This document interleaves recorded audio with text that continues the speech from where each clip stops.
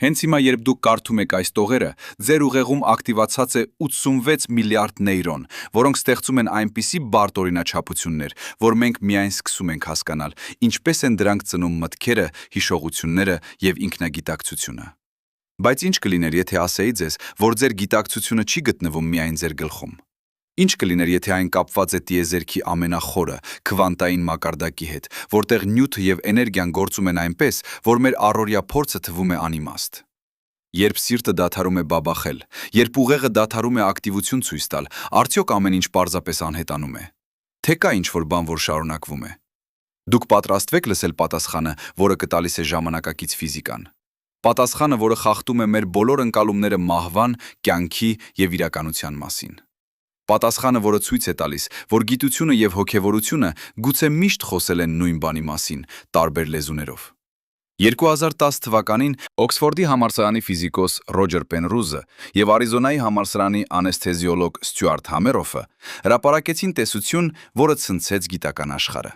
Նրանք պնդեցին, որ գիտակցությունը քվանտային երևույթ է, որը տեղի է ունենում նեյրոնների ներսում գտնվող միկրոտուբուլներում, մանրադիտակային կառույցներում, որտեղ քվանտային մեխանիկայի օրենքները դեռ գործում են։ Եթե դա ճիշտ է, ապա ձեր գիտակցությունը միայն ուղեղի արտադրանքը չէ, այն մի բանի մասն է ավելի մեծի։ Ինչի՞։ Երբ մարդը մահանում է, քվանտային տեղեկատվությունը, որը կազմում է նրա գիտակցությունը, չի ոչնչանում, չի կարող ոչնչանալ։ Ֆիզիկայի հիմնարար օրենքներից մեկը հստակ ասում է. տեղեկատվությունը տիեզերքում երբեք չի ոչնչանում։ Այն միայն փոխակերպվում է, տարածվում է, վերադասավորվում է, բայց չի ոչնչանում երբեք։ Պենրուզը եւ Համերոֆը տվեցին դրան անուն՝ քվանտային մեխանիկայի օբյեկտիվ ռեդուկցիա։ Այն պահի, երբ սիրտը դադարում է պոմպել արյուն ուղեղ, երբ նեյրոնները դադարում են ստանալ թթվածին, միկրոտուբուլների ներսում պահպանված քվանտային տեղեկատվությունը ազատվում է։ Չի անհետանում, չի ոչնչանում։ Պարզապես դուրս է գալիս քո ուղեղի սահմաններից եւ մտնում տիեզերքի քվանտային դաշտ։ Արդյոք սա նշանակում է, որ դուք շարունակվում եք որպես որևէ տեսակի գիտակցություն։ Պահպանում եք ինքնագիտակցությունը, հիշողությունները։ Կամ տեղեկատվությունը, որը կազմում էր ձեզ, պարզապես լուծվում է ընդհանուր դաշտում, դառնալով մի բանի մաս, որը մենք չենք կարող կոչել դու այն իմաստով, որով դուք ճանաչում եք այդ բառը։ Նախքան հասնել այդ խորը հարցին, եկեք սկսենք ավելի պարզից։ Եկեք սկսենք այն բանից, ինչը գիտենք անվիճելիորեն։ Ձեր մարմինը բաղկացած է մոտավորապես 36 տրիլիոն բջիջներից։ Յուրաքանչյուր բջիջ իր հերթին պարունակում է մոլեկուլներ։ Յուրաքանչյուր մոլեկուլ բաղկացած է ատոմներից, իսկ յուրաքանչյուր ատոմ ուրատոմ, սուբատոմային մասնիկներից, որոնք արդեն գործում են քվանտային մեխանիկայի օրենքներով։ Այստեղ է սկսվում զարմանալին։ Քվանտային աշխարհում մասնիկները չեն ապրում որոշակի վիճակներում, քանի դեռ դուք չեք չափել դրանք։ Ֆոտոնը կարող է միաժամանակ լինել երկու տեղում։ Էլեկտրոնը կարող է միաժամանակ պտտվել երկու ուղղությամբ։ Ֆիզիկոսները կոչում են դա քվանտային սուպերպոզիցիա։ Պատկերացրեք մետաղադրամ, որը միաժամանակ եւ գլուխն է, եւ պոչը, քանի դեռ չեք նայել դրան։ Երբ նայում եք, ստիպված է ընտրել։ Բայց էականն այն է, թե ով կամ ինչ է ստիպում մասնիկին ընտրել։ Դիտումը, չափումը։ Ինչ-որ բանը, որ քվանտային մեխանիկայի պայմաններում կոչվում է դիտորդ։ Ինչ է իրականում դիտորդը։ Արդյոք պարտադիր է, որ այն լինի գիտակցություն ունեցող էակ, թե ցանկացած ֆիզիկական ազդեցություն բավական է։ Այս հարցը տասնամյակներ շարունակ տանջում էր ֆիզիկոսներին։ 50 տարի առաջ, 1964 թվականին, ֆիզիկոս Ջոն Բելը ձևակերպեց մաթեմատիկական ապացույց, որը փոխեց ամեն ինչ։ Նա ստեղծեց թեստ, որը թույլ էր տալիս ստուգել, արդյոք մասնիկները ունեն թաքնված հատկություններ, որոնք մենք չգիտենք, թե իրականությունը իսկապես չի սահմանվում մինչև չափումը։ 36 տարի անց, 2022 թվականին, 3 ֆիզիկոս՝ Ալեն Ասպե, Ջոն Կլաուզեր եւ Անտոն Ցայլինգերը ստացան Նոբելյան մրցանակ դրա համար, որ անցկացրին Բելի թեստը եւ ապացուցեցին, իրականությունը իսկապես չի սահմանվում, քանի դեռ չափված չէ։ Մասնիկները չունեն իրական վիճակ մինչև դիտումը։ Պատկերացրեք դրա իմաստը։ Իրականությունը, ինչպես մենք գիտենք, անվերջ ուժեղ կախված է դիտումից։ Եթե ոչ ոք չի դիտում, ապա մասնիկը գոյություն ունի ինչպես հնարավորությունների ամփ։ Միայն երբ դիտում է տեղի ունենում, այն կոկիկացնում է որոշակի վիճակի մեջ։ Բայց դրանից ինչպես կարելի է անցնել մարդու գիտակցությանը։ Ռոջեր Պենրոուզը մաթեմատիկական ֆիզիկայի հսկա էր։ Նրա աշխատանքը սև խոռոչների վերաբերյալ բերեց նրան Նոբելյան մրցանակի 2020 թվականին։ Բայց նա նաև հետաքրքրված էր մտքի խնդրով։ Նրա համար ուղեղը չէր կարող լինել պարզապես կենսաբանական համակարգիչ, որտեղ նեյրոնները ազդանշաններ են փոխանցում որոշակի ալգորիթմներով։ Այդ մոդելի հետ մի խնդիր կար։ Եթե ուղեղը պարզապես հաշվարկող մեքենա է, ապա ինչպես բացատրել մարդկային ինտուիցիան։ Ինչպես բացատրել, որ մաթեմատիկոսները լուծում են խնդիրներ ոչ պարբերական հաշվարկմամբ, այլ հանկարծակի պայծառացումով։ Պենրոուզն անվանում էր դա ոչ հաշվողական գիտակցություն։ Նա պնդում էր, որ ուղեղում կա ինչ-որ մեխանիզմ, որը գործում է քվանտային օրենքներով, եւ դա թույլ է տալիս մտածել այնպես, ինչպես ոչ մի համակարգիչը չի կարող։ Բայց ուր։ Որ մասում ուղեղի կարող էր տեղի ունենալ քվանտային գործընթաց։ Նեյրոններ շատ մեծ են։ Նրանք գործում են կլասիկական ֆիզիկայի մակարդակում, սինապսներ նույնպես։ Եթե կա քվանտային ազդեցություն, այն պետք է տեղի ունենա ավելի խոր մակարդակում։ Հենց այստեղ միացավ Ստյուարտ Համերոֆը։ Համերոֆը անեսթեզիոլոգ էր Արիզոնայի համալսարանից։ Նա տարիներ շարունակ ուսումնասիրում էր, թե ինչպես են անզգայացնող նյութերը անջատում գիտակցությունը։ Նա նկատեց մի ընդհանուր բան։ Բոլոր անզգայացնող դեղերը, անկախ նրանց քիմիական տազմից, ազդում էին նեյրոնների ներսում գտնվող միկրոտուբուլների վրա։ Միկրոտուբուլները բջջային կմախքի մաս են։ Դա փոքրիկ խողովակներ են, որոնք բաղկացած են տուբուլին նախշային մոլեկուլներից։ Սովորաբար հիմնականում համարվում են կառուցվածքային տարրեր, բջիջներին ձև տալիս։ Բայց Համերոֆը հավատում էր, որ նրանք ինչ-որ ավելին են անում։ Նա պնդեց, որ միկրոտուբուլների ներսում քվանտային հաշվարկներ են տեղի ունենում։ Տուբուլինի մոլեկուլները կարող են գտնվել քվանտային սուպերպոզիցիայի մեջ։ Կարող են միաժամանակ լինել երկու վիճակում, եւ դրանք կարող են փոխներգործել։ Սիրուն կարող են փոխներգործել միմյանց հետ քվանտային խառնված ձևով։ Երբ Պենրոուզը լսեց այս մասին, նա անմիջապես հասկացավ. սա էր այն մեխանիզմը, որը փնտրում էր։ Միկրոտուբուլները միջավայր են, որտեղ քվանտային ազդեցությունները կարող են կուտակվել եւ ստեղծել մտքի ոչ հաշվողական հատկությունները։ Նրանք միասին մշակեցին տեսություն՝ քվանտային մեխանիկայի օբյեկտիվ հանգում։ OROX, Orchestrated Objective Reduction։ Ահա թե ինչպես է այն աշխատում, նրանց պատկերացմամբ։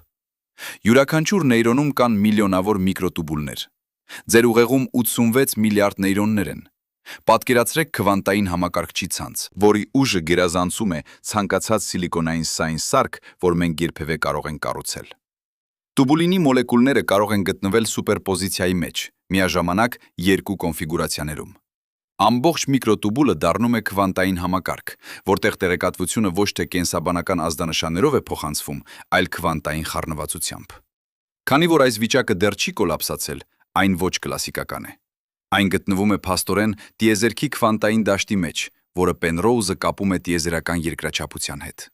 Նա համոզված էր, որ գրավիտացիան ունի դեր քվանտային սուպերպոզիցիայի կոլապսում։ Երբ քվանտային վիճակը հասնում է որոշակի շեմի, կապված տիեզերական երկրաչափության անկայունությանը, այն ինքնաբերաբար կոլապսանում է։ Այդ պահին թոշակ է տրվում որոշակի վիճակ, կոնկրետ տեղեկատվություն։ Պենրոուզը եւ Համերոֆը հավատում էին, որ այս կոլապսի պահերն են կազմում մեր գիտակցական փորձը։ Յուրաքանչյուր կոլապս մի պարզապես գիտակցության կլիկ, մտքի մի պահ, որոշման մի պահ։ Նրանք հաշվարկեցին, որ միկրոտուբուլների մեջ կոլապսը տեղի է ունենում մոտավորապես 40 անգամ վայրկյանում։ Սա համընկնում է գամմա հաճախականության ալիքների հետ ուղեղում, որոնք կապված են գիտակցական ընկալման հետ։ Այսպիսով, ըստ նրանց, ձեր գիտակցությունը զուտ նեյրոնային ակտիվությունը չէ։ Այն քվանտային գործընթաց է, որը կապում է ձեր ուղեղը տիեզերքի հիմնական կառուցվածքի հետ։ Իսկ ինչ տեղի է ունենում, երբ դուք մահանում եք։ Երբ սիրտը դադարում է բաբախել, արյունը դադարում է մոմե մատակարարել թթվածին ուղեղ։ Նեյրոնները դադարում են գործել։ Մի քանի րոպեի ընթացքում սկսվում է անդառնալի վնասումը։ Բայց ըստ OROX տեսության, քվանտային տեղեկատվությունը, որը ձեր գիտակցությունն է, չի ոչնչանում այդ պահին։ Տեղեկատվության պահպանման օրենքը ֆիզիկայի հիմնարար սկզբունքներից մեկն է։ Այն ասում է, որ տեղեկատվությունը տիեզերքում երբեք չի կորչում։ Նույնիսկ եթե այն անհետանում է մի համակարգից, այն պետք է հայտնվի մեկ այլ տեղ։ Սև խոռոչները սկզբում թվում էր խախտում են այս օրենքը։ Նրանք կուլ են տալիս ամեն ինչ եւ ոչինչ չեն թողնում։ Բայց Սթիվեն Հոքինգը ցույց տվեց, որ սև խոռոչները ճառագայթում են։ Հոքինգի ճառագայթումը կրում է տեղեկատվություն դուրս սև խոռոչից, թեև այդ տեղեկատվությունը խառնված է անճանաչելի ձևով։ Նույնը կարող է տեղի ունենալ ձեր գիտակցության հետ։ Երբ ուղեղը դադարում է աշխատել, միկրոտուբուլներում գտնվող քվանտային տեղեկատվությունը ազատվում է։ Այն չի ոչնչանում։ Այն դուրս է գալիս բջիջներից, դուրս գալիս մարմնից եւ մտնում տիեզերքի քվանտային դաշտ։ Համերոֆը եւ Պենրոուզը գրեցին. Եթե հիվանդը վերապրում է կլինիկական մահը, քվանտային տեղեկատվությունը կարող է վերադառնալ միկրոտուբուլներ եւ հիվանդը պատմում է մահվան մերձակա փորձառության մասին։ Եթե հիվանդը չի վերապրում, հնարավոր է, որ այս քվանտային տեղեկատվությունը կարող է գոյություն ունենալ մարմնից դուրս որպես հոգի։ Դուք կարող եք տեսնել, թե որքան զգույշ են նրանք ձևակերպումների մեջ։ Նրանք չեն ասում հոգին անմահ է, նրանք ասում են քվանտային տեղեկատվությունը կարող է շարունակվել։ Բայց ինչ է դա նշանակում իրականում։ Արդյոք այդ տեղեկատվությունը դեռ ունի ինքնագիտակցություն։ Արդյոք դուք դեռ գոյություն ունեք որևէ իմաստով։ Կամ այն պարզապես անորոշ քվանտային վիճակ է, որը լուծվում է տիեզերական դաշտում եւ դառնում մի բան, որը այլևս չի կարող կոչվել ես։ Եկեք խորանանք այս հարցին։ Բայց նախ մենք պետք է հասկանանք, ինչ է իրականում ինքնագիտակցությունը քվանտային տեսակետից։ Պատրաստվեք։ Այստեղից հետո բաները դառնում են իրոք տարօրինակ։ Դուք երբևէ մտածել եք, ինչն է ձեզ դարձնում ձեզ։ Որն է այն ամփոփող բանը, որը մնում է նույնը ձեր ամբողջ կյանքի ընթացքում։ Ձեր մարմինը։ Ոչ։ Յուրաքանչյուր 7-ից մինչև 10 տարին ձեր մարմնի գրեթե բոլոր ատոմները փոխարինվում են նորերով։ Ձեր հիշողությունները։ Դրանք անընդհատ փոխվում են, աղավաղվում են, վերաստեղծվում են ամեն անգամ, երբ դրանք հիշում եք։ Ուրեմն ինչ։ Ինչն է այդ մշտական եսը, որի մասին դուք խոսում եք, երբ ասում եք ես եմ։ Նեյրոգիտության տեսանկյունից ինքնագիտակցությունը ուղեղի տարբեր շրջանների համակարգված ակտիվության արդյունք է։ Ճակատային կեղևը, պարիետալ շրջանները, թալամուսը, բոլոր հեղինակության մեխանիզմները այդ նշանակությունը ունեն։ Ինքնագիտակցության ներսում մարդը կարող է հայտնվել տարբեր մոդելներում, բայց դուք գիտեք, որ ամեն մեկի մեջ կան մոդելները, նաև այն մոդելները, որոնք պետք է իրեն հետագայում գոյատևել։ Այն մոդելները, որոնք մեզ հետ են մնում միայն նրա պատճառով, որ մեզ դժվարություն է տրվել դրանցից դուրս գալ։ Տարբեր մոդելները հետեքստի եւ մոտեցումների հետ կապված են դեռ բավական տարբեր, բայց մենք պետք է ընդունենք նրանց համակարգում մեր ինքնագիտակցության մեջ։ Ինքնագիտակցության մոդելներ են նաև դժվարության մեջ մեր ինքնագիտակցության մոդելները, շրջանները, թալամուսը, բոլորը միասին ստեղծում են այն, ինչը մենք ապրում ենք որպես ես։ Բայց քվանտային տեսության մեջ ամեն ինչ այլ է։ Պենրոուզը հավատում էր, որ գիտակցությունը չի կարող լինել պարզապես հաշվողական գործընթաց։ Նա ստեղծել էր մաթեմատիկական ապացույց, որը հիմնված էր Կուրտ Գյոդելի անամբողջականության թեորեմի վրա։ Այդ թեորեմը ապացուցում է, որ ցանկացած ֆորմալ մաթեմատիկական համակարգում կան ճշմարտություններ, որոնք չեն կարող ապացուցվել այդ համակարգի ներսից։ Մարդիկ ունակ են տեսնել այդ ճշմարտությունները։ Մարդիկ կարող են հասկանալ, որ ինչ-որ դատողություն ճիշտ է, նույնիսկ եթե այն չի կարող ապացուցվել ֆորմալ կանոններով։ Ալգորիթմները չեն կարող։ Սա նշանակում էր, որ մարդկային մտքում կա ինչ-որ ոչ ալգորիթմական գործընթաց, ինչ-որ բան, որը գերազանցում է պարզապես հաշվարկը։ Եվ Պենրոուզի տեսակետից այդ ինչ-որ բանը պետք է լիներ քվանտային մեխանիկան։ Միկրոտուբուլների մեջ քվանտային վիճակները գտնվում են սուպերպոզիցիայի մեջ, միաժամանակ բազմաթիվ հավանականություններում։ Երբ դրանք կոլապսանում են, նրանք ստեղծում են ընտրություն։ Ոչ պատահական ընտրություն, ինչպես զառախառն շարժումը, այլ ընտրություն, որը ղեկավարվում է տիեզերքի երկրաչափությամբ ինքնըստինքյան։ Այս կոլապսի պահը, ըստ Պենրոուզի, կապված է գիտակցությանը։ Եվ քանի որ այն հիմնված է տիեզերքի երկրաչափության վրա, ոչ թե տեղական նեյրոնային գործընթացների, դա նշանակում է գիտակցությունը կապված է ինչ-որ բանի հետ, որը գտնվում է ուղեղից դուրս։ Հիմա պատկերացրեք, ինչ է տեղի ունենում, երբ նեյրոնները դադարում են ստանալ էներգիա։ Միկրոտուբուլների քվանտային վիճակները անկայուն են դառնում։ Նրանք այլևս չեն կարող պահպանվել կազմակերպված կառուցվածքում։ Բայց տեղեկատվությունը, որը նրանք պարունակում էին, ուր է գնում։ Համերոֆը բացատրեց դա հետևյալ կերպ. Քվանտային տեղեկատվությունը չի կորչում, այն դուրս է գալիս միկրոտուբուլներից եւ տարածվում տիեզերական քվանտային դաշտում։ Նման է այն բանին, երբ ջրի կաթիլը ընկնում է օվկիանոս։ Կաթիլը այլևս առանձին չէ, բայց նրա մոլեկուլները դեռ գոյություն ունեն ինչ-որտեղ այդ անսահման ծավալում։ Արդյոք կարող եք դեռ կոչել դա դուք։ Սա հարցն է, որը մղում է մեզ դեպի փիլիսոփայության սրտանկյունը։ Եկեք մի պահ վերադառնանք 1920-ականներին։ Վիեննայում ֆիզիկոս Էրվին Շրյոդինգերը հրապարակեց գիրք, անվանված «Ինչ է կյանքը»։ Այդ գրքում նա հարց տվեց մի հարց, որը տասնամյակներով չէր ստանում պատասխան։ Ինչպես կենդանի օրգանիզմները խուսափում են էնտրոպիայից։ Թերմոդինամիկայի երկրորդ օրենքը հստակասում է, որ ամեն ինչ դառնում է ավելի անկազմակերպ ժամանակի ընթացքում։ Էներգիան տարածվում է, կարգը փտում է քաոսի մեջ։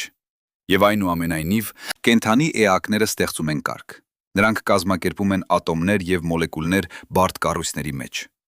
Շրյուդինգերը պատասխանեց. կենդանի օրգանիզմներն սնվում են բացասական էնտրոպիայով։ Նրանք վերցնում են կազմակերպված էներգիա միջավայրից և հեռացնում անկազմակերպված թափոններ։ Այդպես նրանք ներքոստ մնում են էնտրոպիայի աճից, բայց նա ավելացրեց ինչ-որ առեղծվածային։ Նա ասաց, որ կյանքը կարող է հիմնված լինել քվանտային երևույթների վրա։ Գենետիկական կոդը, որը պահպանվում է ԴՆԹ-ում, քվանտային կայունության արդյունք է։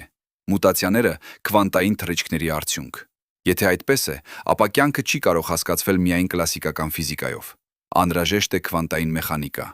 Այժմ, 80 տարի անց, մենք սկսում ենք հասկանալ, թե որքան ճիշտ է Շրյուդինգերը։ 2014 թվականին ֆիզիկոսները Կալիֆոռնիայի համալսարանում հայտնագործեցին քվանտային կոհերենտություն ֆոտոսինթեզի ժամանակ։ Երբ բույսերը փոխակերպում են լույսը էներգիայի, ֆոտոնները պահպանում են քվանտային սուպերպոզիցիա կարճ ժամանակով։ Դա թույլ է տալիս էներգիային տեղափոխվել ամենաարդյունավետ ուղիով, միաժամանակ փորձելով բոլոր հնարավոր ուղիները։ Նույնը հայտնագործվեց թռչունների նավիգացիայի ժամանակ։ Թռչունների ռետինան կա մոլեկուլ, որը զգայուն է երկրի մագնիսական դաշտին քվանտային խառնվածության միջոցով։ Կյանքը օգտագործում է քվանտային մեխանիկան։ Իսկ եթե պարզ բույսերը և թռչունները օգտագործում են քվանտային երևույթներ, ինչու ոչ մարդկային ուղեղը, ինչու ոչ գիտակցությունը։ Բայց կա մեկ հսկա խնդիր այս ամբողջ տեսության հետ՝ դեկոհերենտությունը։ Քվանտային համակարգերն ամենից խոցելի են միջավայրի հետ փոխազդեցության նկատմամբ։ Երբ քվանտային մասնիկը փոխազդում է արտաքին աշխարհի հետ, նրա սուպերպոզիցիան անմիջապես կոլապսանում է։ Դրան ասում են դեկոհերենտություն։ Ուղեղը շատ ջերմ է և խոնավ։ Նեյրոններում տեղի են ունենում հազարավոր քիմիական ռեակցիաներ ամեն վայրկյան։ Դա ճիշտ այն միջավայրն է, որտեղ քվանտային վիճակները պետք է անմիջապես փլվեն։ Ֆիզիկոս Մաքս Թեգմարքը հաշվարկեց, որ միկրոտուբուլներում քվանտային կոհերենտությունը կարող է պահպանվել միայն 10 նահանգ 13-րդ վայրկյանի ընթացքում։ Դա միլիարդ անգամ ավելի կարճ է, քան այն, ինչ անհրաժեշտ է որևէ նեյրոնային գործընթացի համար։ Սա կոչվեց օր-օքս տեսության մահացու հարված։ Եթե քվանտային վիճակները չեն կարող գոյություն ունենալ բավական երկած, ինչպես կարող են նրանք ազդել գիտակցության վրա։ Համերոֆը պատասխանեց. Նա պնդեց, որ միկրոտուբուլները պաշտպանված են դեկոհերենտությունից։ Նրանք շրջապատված են կազմակերպված ջրի շերտերով, որոնք գործում են որպես մեկուսիչ։ Ավելին, նա հայտնագործեց, որ անզգայացնող դեղերը, որոնք անջատում են գիտակցությունը, կապվում են հենց միկրոտուբուլների հետ և խանգարում քվանտային վիճակների պահպանմանը։ Եթե անզգայացումը աշխատում է քվանտային կոհերենտությունը խանգարելով, ապա դա ուղղակի ապացույց է, որ գիտակցությունը իրոք կախված է քվանտային գործընթացներից։ Բայց դա դեռ չէր բավարար։ 2016 թվականին հետազոտողները Ճապոնիայի Ցուկուբա համալսարանից օգտագործեցին քվանտային միկրոսկոպիա ուսումնասիրելու միկրոտուբուլները։ Նրանք հայտնագործեցին, որ տուբուլինի մոլեկուլները իրոք ցուցաբերում են քվանտային վիբրացիաներ, նույնիսկ սենյակային ջերմաստիճանում։ Քվանտային կոհերենտությունը կարող էր պահպանվել ավելի երկար, քան կարծում էին։ Հետազոտությունները շարունակվում են, բայց գլխավոր հարցը մնում է. եթե գիտակցությունը քվանտային երևույթ է, եթե այն կապված է տիեզերքի հիմնական երկրաչափության հետ, ապա ինչ կլինի, երբ ուղեղը մահանում է։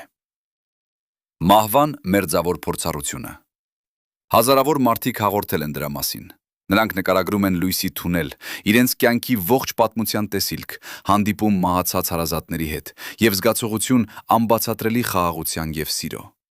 Բժիշկները երկար ժամանակ հերքում էին դա որպես հալյուցինացիա, մահացող ուղեղի կողմից, թթվածնի պակաս, էնդորֆինների հեղեղ,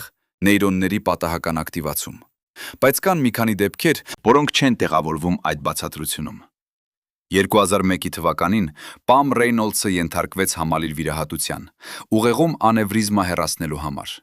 Վիրաբույժները սառեցրին նրա մարմինը 15 աստիճան Ցելսիուսի, դատարկեցին նրա արյունը, դադարեցրին սիրտը, անջատեցին ուղեղի ակտիվությունը լիովին։ Ըստ բոլոր չափումների, նա կլինիկորեն մեռած էր։ Երբ նրան վերակենդանացրին, նա նկարագրեց ամբողջ վիրահատությունը։ Նկարագրեց գործիքները, որոնք օգտագործվել էին։ Նկարագրեց զրույցները, որը վիրաբույժների միջև։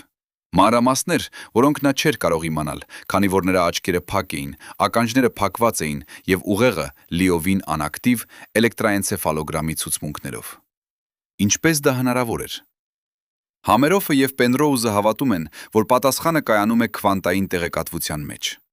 Երբ ուղեղի ակտիվությունը դադարում է, քվանտային տեղեկատվությունը, որը կազմում է գիտակցությունը, ազատվում է միկրոտուբուլներից, բայց չի ոչնչանում։ Այն մնում է տեղային, հարում է շրջակա քվանտային դաշտի հետ։ Եթե ուղեղը վերակենդանանում է, այդ տեղեկատվությունը կարող է վերադառնալ միկրոտուբուլներ։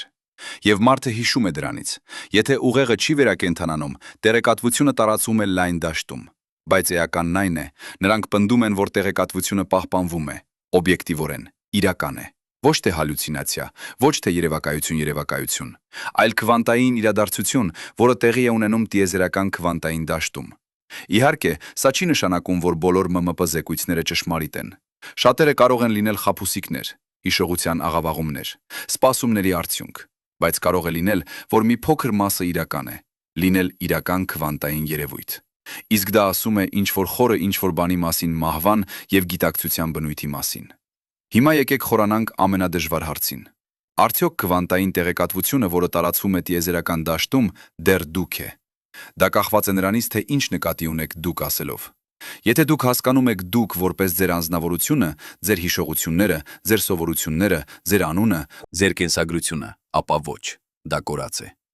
Այդ ամբողջ կառուցվածքը կազմված էր նեյրոնային կապակցություններից, որոնք այլևս չկան։ Բայց եթե դուք հասկանում եք, դուք որպես տեղեկատվության մի խմբագիր, որը ապրեց սուբյեկտիվ փորձ, ապա գուցե այո։ Այդ տեղեկատվությունը դեռ գոյություն ունի ինչ-որ տեղ։ Սա նման է ինտերնետ ֆայլի ջնջմանը։ Երբ դուք ջնջում եք ֆայլ համակարգչից, իրականում չեք ոչնչացնում տվյալները։ Դուք ջնջում եք միայն ինդեքսը, որը ցույց է տալիս, թե որտեղ են տվյալները։ Ինֆորմացիան ինքը դեռ գրված է կոշտ սկավառակում, քանի դեռ այն չի վերագրվել նոր տվյալներով։ Նման կերպով, երբ դուք մահանում եք, ինդեքսը կորած է։ Կառուցվածքը, որը պահում էր տեղեկատվությունը կազմակերպված ձևով, փլված է։ Բայց տեղեկատվությունը ինքը դեռ գոյություն ունի քվանտային դաշտում։ Բայց արդյոք այն դեռ գիտակցություն ունի։ Սա հարց է, որի վրա Պենրոուզը եւ Համերոֆը տարակարծիք են։ Համերոֆը հավատում է, որ քվանտային տեղեկատվությունը կարող է պահպանել որոշակի ձև փորձի։ Նա նույնիսկ առաջարկում է, որ այն կարող է վերամիավորվել հետագայում որևէ այլ կենդանի համակարգի հետ։ Սա կլիներ գիտական հիմք վերածննդի գաղափարի համար։ Պենրոուզը ավելի զգույշ է։ Նա չի պնդում, որ գիտակցությունը շարունակվում է անհատական ձևով։ Նա պարզապես ասում է, որ տեղեկատվությունը պահպանվում է։ Եվ սա բերում է մեզ դեպի ավելի փիլիսոփայական հարց։ Արդյոք գիտակցությունը հատկություն է միայն ուղեղների, թե գիտակցությունը ավելի հիմնարար է։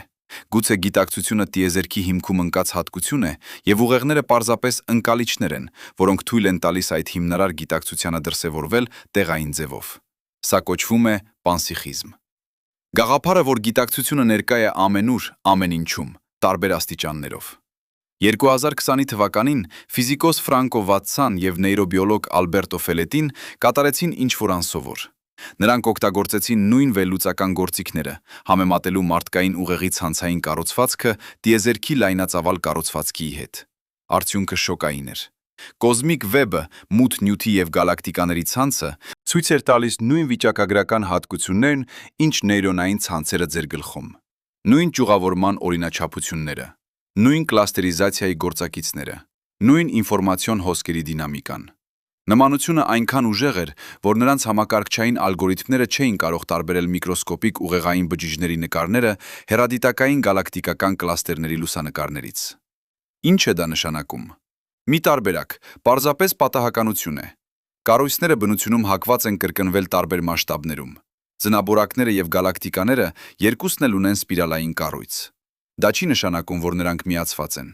բայց կա մեկ այլ տարբերակ։ Ինչ, եթե այդ նմանությունը գոյություն ունի, քանի որ տիեզերքը եւ ուղեղը գործում են նույն հիմնարար սկզբունքներով։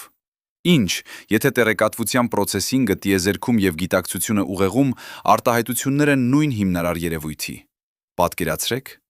երբ երկու նեյրոններ ձեր ուղեղում ստեղծում են կապ, նրանք ստեղծում են ուղի տեղեկատվության հաղորդակցության համար։ Որքան ավելի հաճախ օգտագործեք այդ ուղին, այնքան ավելի ուժեղ է դառնում։ Սա հիմքն է հիշողության եւ ուսուցման։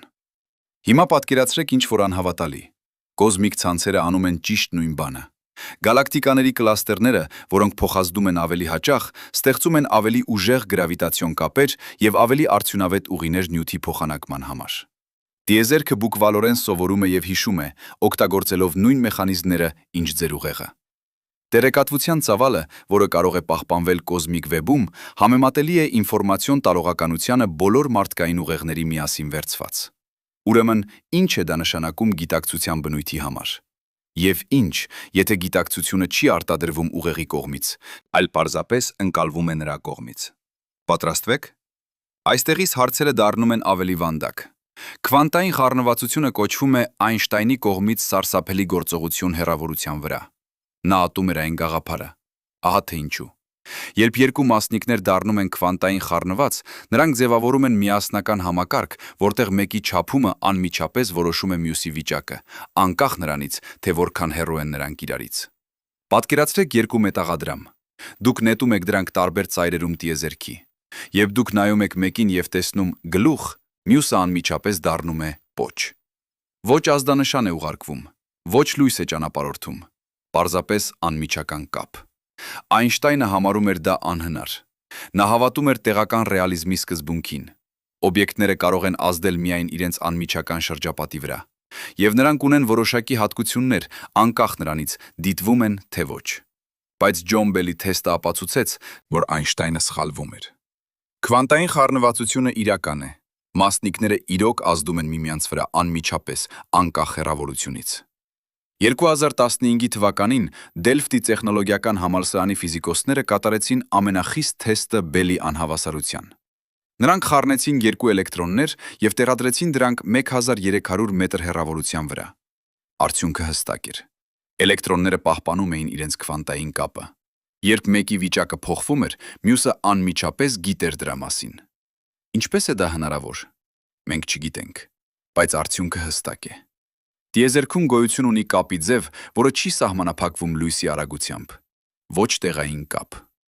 Հիմա պատկերացրեք, ինչ է դա նշանակում ձեր գիտակցության համար։ Եթե միկրոտուբուլների մեջ գտնվող քվանտային մասնիկները խառնված են միմյանց հետ, դրանք ստեղծում են ոչ տեղային ցանց։ Ինֆորմացիան կարող է հոսել ուղեղում ավելի արագ, քան լույսի արագությունը կթույլ տար։ Ոչ որ ֆիզիկական ինչ-որ բան տեղաշարժվում է ավելի արագ, քան լույսը, վերբեռնելով հարաբերականության սկզբունքը,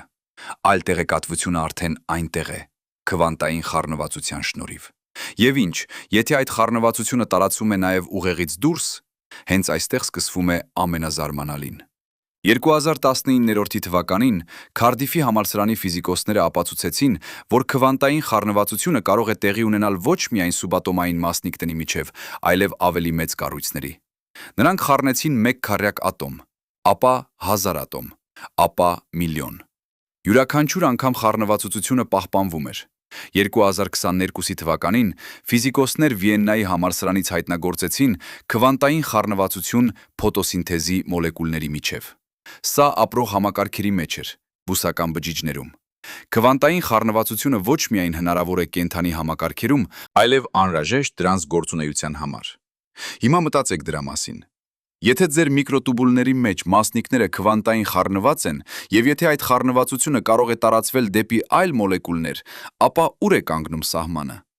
Ձեր ուղեղի մասնիկները քվանտային խառնված են ճանապարհին ուտած սննդի մասնիկների հետ։ Այդ սնունդը եկել է բույսերից, որոնք աճել են հողում։ Այդ հողը պարունակում է ատոմներ, որոնք մի ժամանակ եղել են աստղերի մեջ։ Քվանտային խառնվածությունը կարող է տարածվել հետադիմական ամբողջ տիեզերքով։ Դուք բուկվալորեն կապված եք ամեն ինչի հետ, ինչ եղել է եւ կլինի։ Սա կոչվում է քվանտային հոլիզմ։ Գաղափարը, որ տիեզերքը միասնական ամբողջություն է, որտեղ ամեն մաս կապված է մյուս մասերի հետ, քվանտային մակարդակում։ Իհարկե մենք չենք զգում այդ կապը առօրյա կյանքում, բայց դա կարող է լինել պարզապես, քանի որ մեր ուղեղները չեն կարող մշակել այդ ծավալի տեղեկատվություն։ Մենք զտում ենք գրեթե ամեն ինչ կենտրոնանալու համար անմիջական միջավայրի վրա։ Բայց ինչ կլինի, երբ այդ զտիչը վերանում է։ Երբ ուղեղը մահանում է եւ քվանտային տեղեկատվությունը ազատվում է, գուցե այդ պահին դուք վերադառնում եք քվանտային հոլիզմի վիճակ։ Միավորվում եք տիեզերական դաշտի հետ։ Դառնում մաս ամբողջության, որը միշտ եղել եք, բայց մոռացել էիք մարմնի սահմանափակումների պատճառով։ Սա է այն տեսակետը, որը բուդդիզմն է դասավանդել 2600 տարի։ Անատմանի գաղափար, առանձին եսի բացակայություն։ Ամեն ինչ փոխկապակցված է, անբաժանելի ամբողջություն, եւ հիմա քվանտային ֆիզիկան ասում է համարյա նույն բանը, բայց նաեւ կան խնդիրներ, լուրջ խնդիրներ, որոնց մասին գիտնականները հազվադեպ են խոսում հանրային տեղում։ Եկեք անկեղծ լինենք։ Օրոքս տեսությունը դեռևս չի ստացել լայն ընդունում գիտական համայնքում։ Մեծամասնությունը նեյրոգիտնականների եւ ֆիզիկոսների վերաբերվում են դրան շատ կասկածանքով։ Ինչու՞։ Առաջին, դեռ չկա ուղղակի փորձնական ապացույց, որ միկրոտուբուլների մեջ տեղի են ունենում քվանտային հաշվարկներ գիտակցության համար անհրաժեշտ մասշտաբում։ Թեև գտնվել են քվանտային վիբրացիաներ, դեռ չի հաստատվել, որ դրանք համակարգված են այնպես, ինչպես OR-OX մոդելը կանխատեսում է։ Երկրորդ, դեկոհերենտության խնդիրը դեռ լրիվ լուծված չէ։ Թեև համերովը ցույց է տվել, որ միկրոտուբուլները կարող են պաշտպանված լինել, բիոֆիզիկոսների շատերը համարում են, որ այդ պաշտպանությունը բավարար չէ։ Երրորդ, գոյություն ունեն այլընտրանքային բացատրություններ գիտակցության համար, որոնք չեն պահանջում քվանտային մեխանիկա։ Գլոբալ աշխատասենյակի տեսությունը, ինտեգրացված տեղեկատվության տեսությունը, այս մոդելները բացատրում են գիտակցության շատ հատկություններ, առանցքություններ, առանց քվանտային փորձառության դիմելու։ Իսկ չորրորդ, նույնիսկ եթե OR-OX տեսությունը ճիշտ է մասնիկների մակարդակում, դեռ չի պարզ ինչպես է քվանտային վիճակների կոլապսը ստեղծում սուբյեկտիվ փորձը։ Ինչպես է էլեկտրոնների պտտումը դառնում կարմիր գույնի տեսողություն կամ բաքի երաժշտության զգացողություն։ Սա կոչվում է դժվար խնդիր գիտակցության։ Եվ ոչ ոք դեռ չի լուծել այն, ոչ Պենրոուզը, ոչ Համերոֆը, ոչ որևէ այլ մարդ։ Այսպիսով, մենք պետք է զգույշ լինենք, պետք է ճանաչենք, որ սա դեռ հիպոթեզ է, ոչ հաստատված տեսություն։ Բայց նաև մենք պետք է ճանաչենք, որ գիտությունը ձգտող է առաջ հենց հիպոթեզներով։ Անկախ նրանից արդյոք OR-OX տեսությունը լիովին ճիշտ է թե ոչ, այն բացեց նոր հարցեր եւ ստիպել է մեզ մտածել գիտակցության մասին նոր ձևերով։ Եվ գուցե դա ամենակարևորն է։ Իսկ այժմ եկեք խոսենք այն մասին, ինչի մասին գիտնականները իսկապես չեն ուզում խոսել հանրությանը։ Փորձնական ձախողումները։ 2017 թվականին Ժնևայի համալսարանի խումբը փորձեց վերարտադրել Պրինսթոնի արդյունքները գիտակցության եւ քվանտային համակարգերի փոխազդեցության մասին։ Նրանք լիովին ձախողվեցին։ Ինչու՞։ Ոչ ոք չի խոսում դրա մասին։ Կամ վերցնենք գլոբալ գիտակցության նախագիծը։ 30 տարի նրանք հավաքում էին տվյալներ, ցույց տալու, որ խոշոր իրադարձությունները ազդում են պատահական թվերի գեներատորների վրա ամբողջ աշխարհում։ Իդեան դա էր։ Եթե գիտակցությունը քվանտային երևույթ է, ապա միլիոնավոր մարդկանց միաժամանակյան ուշադրությունը պետք է ազդի քվանտային պատահականության վրա։ Արդյունքները անորոշ էին։ Որոշ վիճակագրական շեղումներ կային, բայց ոչինչ վճռական։ Եվ երբ անկախ ստուգողները վերլուծեցին տվյալները, նրանք հայտնագործեցին մեթոդոլոգիական խնդիրներ եւ ընտրողական զեկուցում։ Քվանտային գիտակցության հետազոտությունը լի է նմանատիպ պատմություններով։ Խոստումնալից սկիզբներ, որոնք չեն հաստատվում կրկնության ժամանակ։ Ինչու՞։ Մի հնարավորություն, քանի որ ֆենոմենը իրական չէ։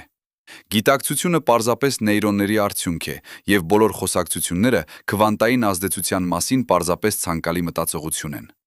Բայց կա մեկ այլ հնարավորություն։ Գուցե մենք չենք չափում ճիշտ բանը։ Գուցե քվանտային գիտակցության ազդեցությունները այնքան նուրբ են, որ մեր ընթացիկ գործիքները չեն կարող դրանք հայտնաբերել։ Գուցե մենք փնտրում ենք սխալ տեղերում, կամ գուցե խնդիրը մեր մեթոդոլոգիայի մեջ է։ Գիտական մեթոդը հիանալի է ուսումնասիրելու հաստատուն, վերարտադրելի երևույթներ։ Բայց ինչ, եթե գիտակցությունը ներքնապես սուբյեկտիվ է։ Ինչ, եթե անհնար է դիտել դրսից, չփոխելով այն։ Սա քվանտային չափման խնդիրն է, բայց կիրառված գիտակցության նկատմամբ։ Դիտումը փոխում է դիտվածը։ Բայց լավ է։ Եկեք ենթադրենք, որ OR-OX տեսությունը սխալ է։ Եկեք ենթադրենք, որ գիտակցությունը ոչինչ ընդհանուր չունի քվանտային մեխանիկայի հետ։ Արդյոք դա փոխում է ինչ-որ բան հիմնարար հարցի վերաբերյալ, ինչ է լինում ձեզ հետ, երբ մահանում եք։ Ոչ իրականում։ Քանի որ տեղեկատվության պահպանման օրենքը դեռևս գործում է, յուրաքանչյուր ատոմ ձեր մարմնում, յուրաքանչյուր մոլեկուլ, յուրաքանչյուր էլեկտրոն պարունակում է տեղեկատվություն։ Ձեր ԴՆԹ-ն պարունակում է գենետիկ տեղեկատվություն։ Ձեր նեյրոնային կապակցությունները պարունակում են տեղեկատվություն ձեր փորձի, ձեր հիշողությունների, ձեր սովորությունների մասին։ Երբ մահանում եք, այդ տեղեկատվությունը չի ոչնչանում, այն փոխակերպվում է։ Ձեր մարմինը քայքայվում է, ատոմները ցրվում են, որոշները գնում են հող, որոշները դառնում գազ եւ մտնում մթնոլորտ։ Որոշները կլանվում են այլ օրգանիզմերի կողմից, բայց ատոմների մակարդակում տեղեկատվությունը դեռ այնտեղ է, թաքնված քվանտային վիճակներում։ Պահպանված երկրաչափությամբ, սպինով, մագնիսական պահերով։ Տիեզերքը երբեք չի մոռանում։ Նույնիսկ սև խոռոչները, որոնք երբեմն համարվում էին տեղեկատվության ոչնչացնողներ, պահպանում են տեղեկատվությունը։ Սթիվեն Հոքինգի եւ Ջեյկոբ Բեքենշտայնի աշխատանքները ցույց տվեցին, որ սև խոռոչները ունեն էնտրոպիա, որը համապատասխանում է տեղեկատվության բովանդակությանը։ Այսպիսով, մի իմաստով, դուք երբեք ամբողջովին չեք անհետանում։ Տեղեկատվության հետքերը, որոնք դարձան դուք, շարունակվում են գոյություն ունենալ տիեզերքում։ Բայց արդյոք այդ տեղեկատվությունը դեռ փորձ ունի։ Արդյոք այն ինչ-որ իմաստով դեռ ես է։ Դա հարց է, որի պատասխանը գիտությունը չի կարող տալ, քանի որ փորձը սուբյեկտիվ է։ Միակ ձևը իմանալ, թե արդյոք ինչ-որ բան ունի փորձ լինել այդ բանը։ Եվ եթե դուք այլևս չեք գոյություն որպես միասնական, կազմակերպված համակարգ, ապա ով կարող է պատասխանել։ Սա փիլիսոփայության տարածք է, ոչ թե ֆիզիկայի։ Բայց կա մի փիլիսոփայական տեսակետ, որը արժե հաշվի առնել՝ բաց ինդիվիդուալիզմը։ Սա տեսակետ է, որի համաձայն միտքը եւ անձնավորությունը չեն սահմանափակվում գանգի եւ մաշկի սահմաններով։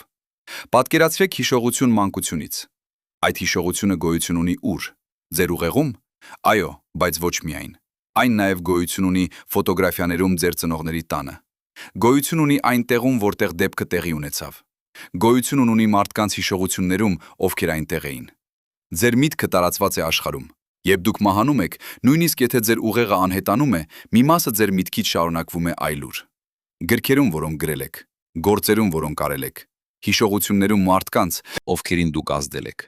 Սա ոչ մետաֆորա է, սա ֆիզիկական իրականություն է։ Ձեր գաղափարները փոխել են նեյրոնային կապակցությունները այլ մարդկանց ուղեղներում։ Ձեր գործողությունները փոխել են ֆիզիկական աշխարհը։ Ամեն ինչ, ինչին դուք դիպել եք, ինչ ասել եք, ինչ արել եք, ստեղծել է պատճառային շղթա, որը շարունակվում է անվերջ։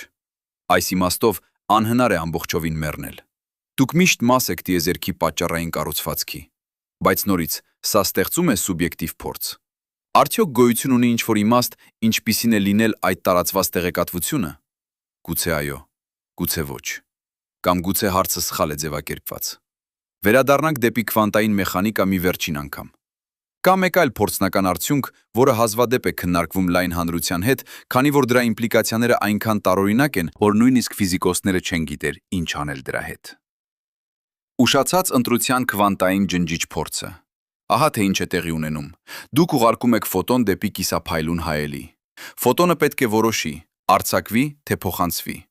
Բայց նախքան այն գալն է հայելուց, դուք կարող եք ընտրել, չափել կամ չչափել դրա ուղին։ Եթե չափեք, ֆոտոնը վարվում է որպես մասնիկ։ Այն կամ արձակվում է, կամ փոխանցվում է։ Մի որոշակի ուղի։ Եթե չեք չափում, ֆոտոնը վարվում է որպես ալիք։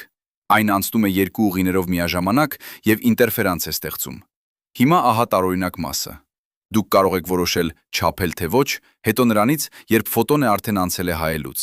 Եթե դուք որոշում եք չափել հետո, ֆոտոնը ետադարձ գնում է ժամանակում եւ վարվում է որպես մասնիկ ամբողջ ժամանակ։ Եթե որոշում եք չչափել, այն վարվում է որպես ալիք ամբողջ ժամանակ։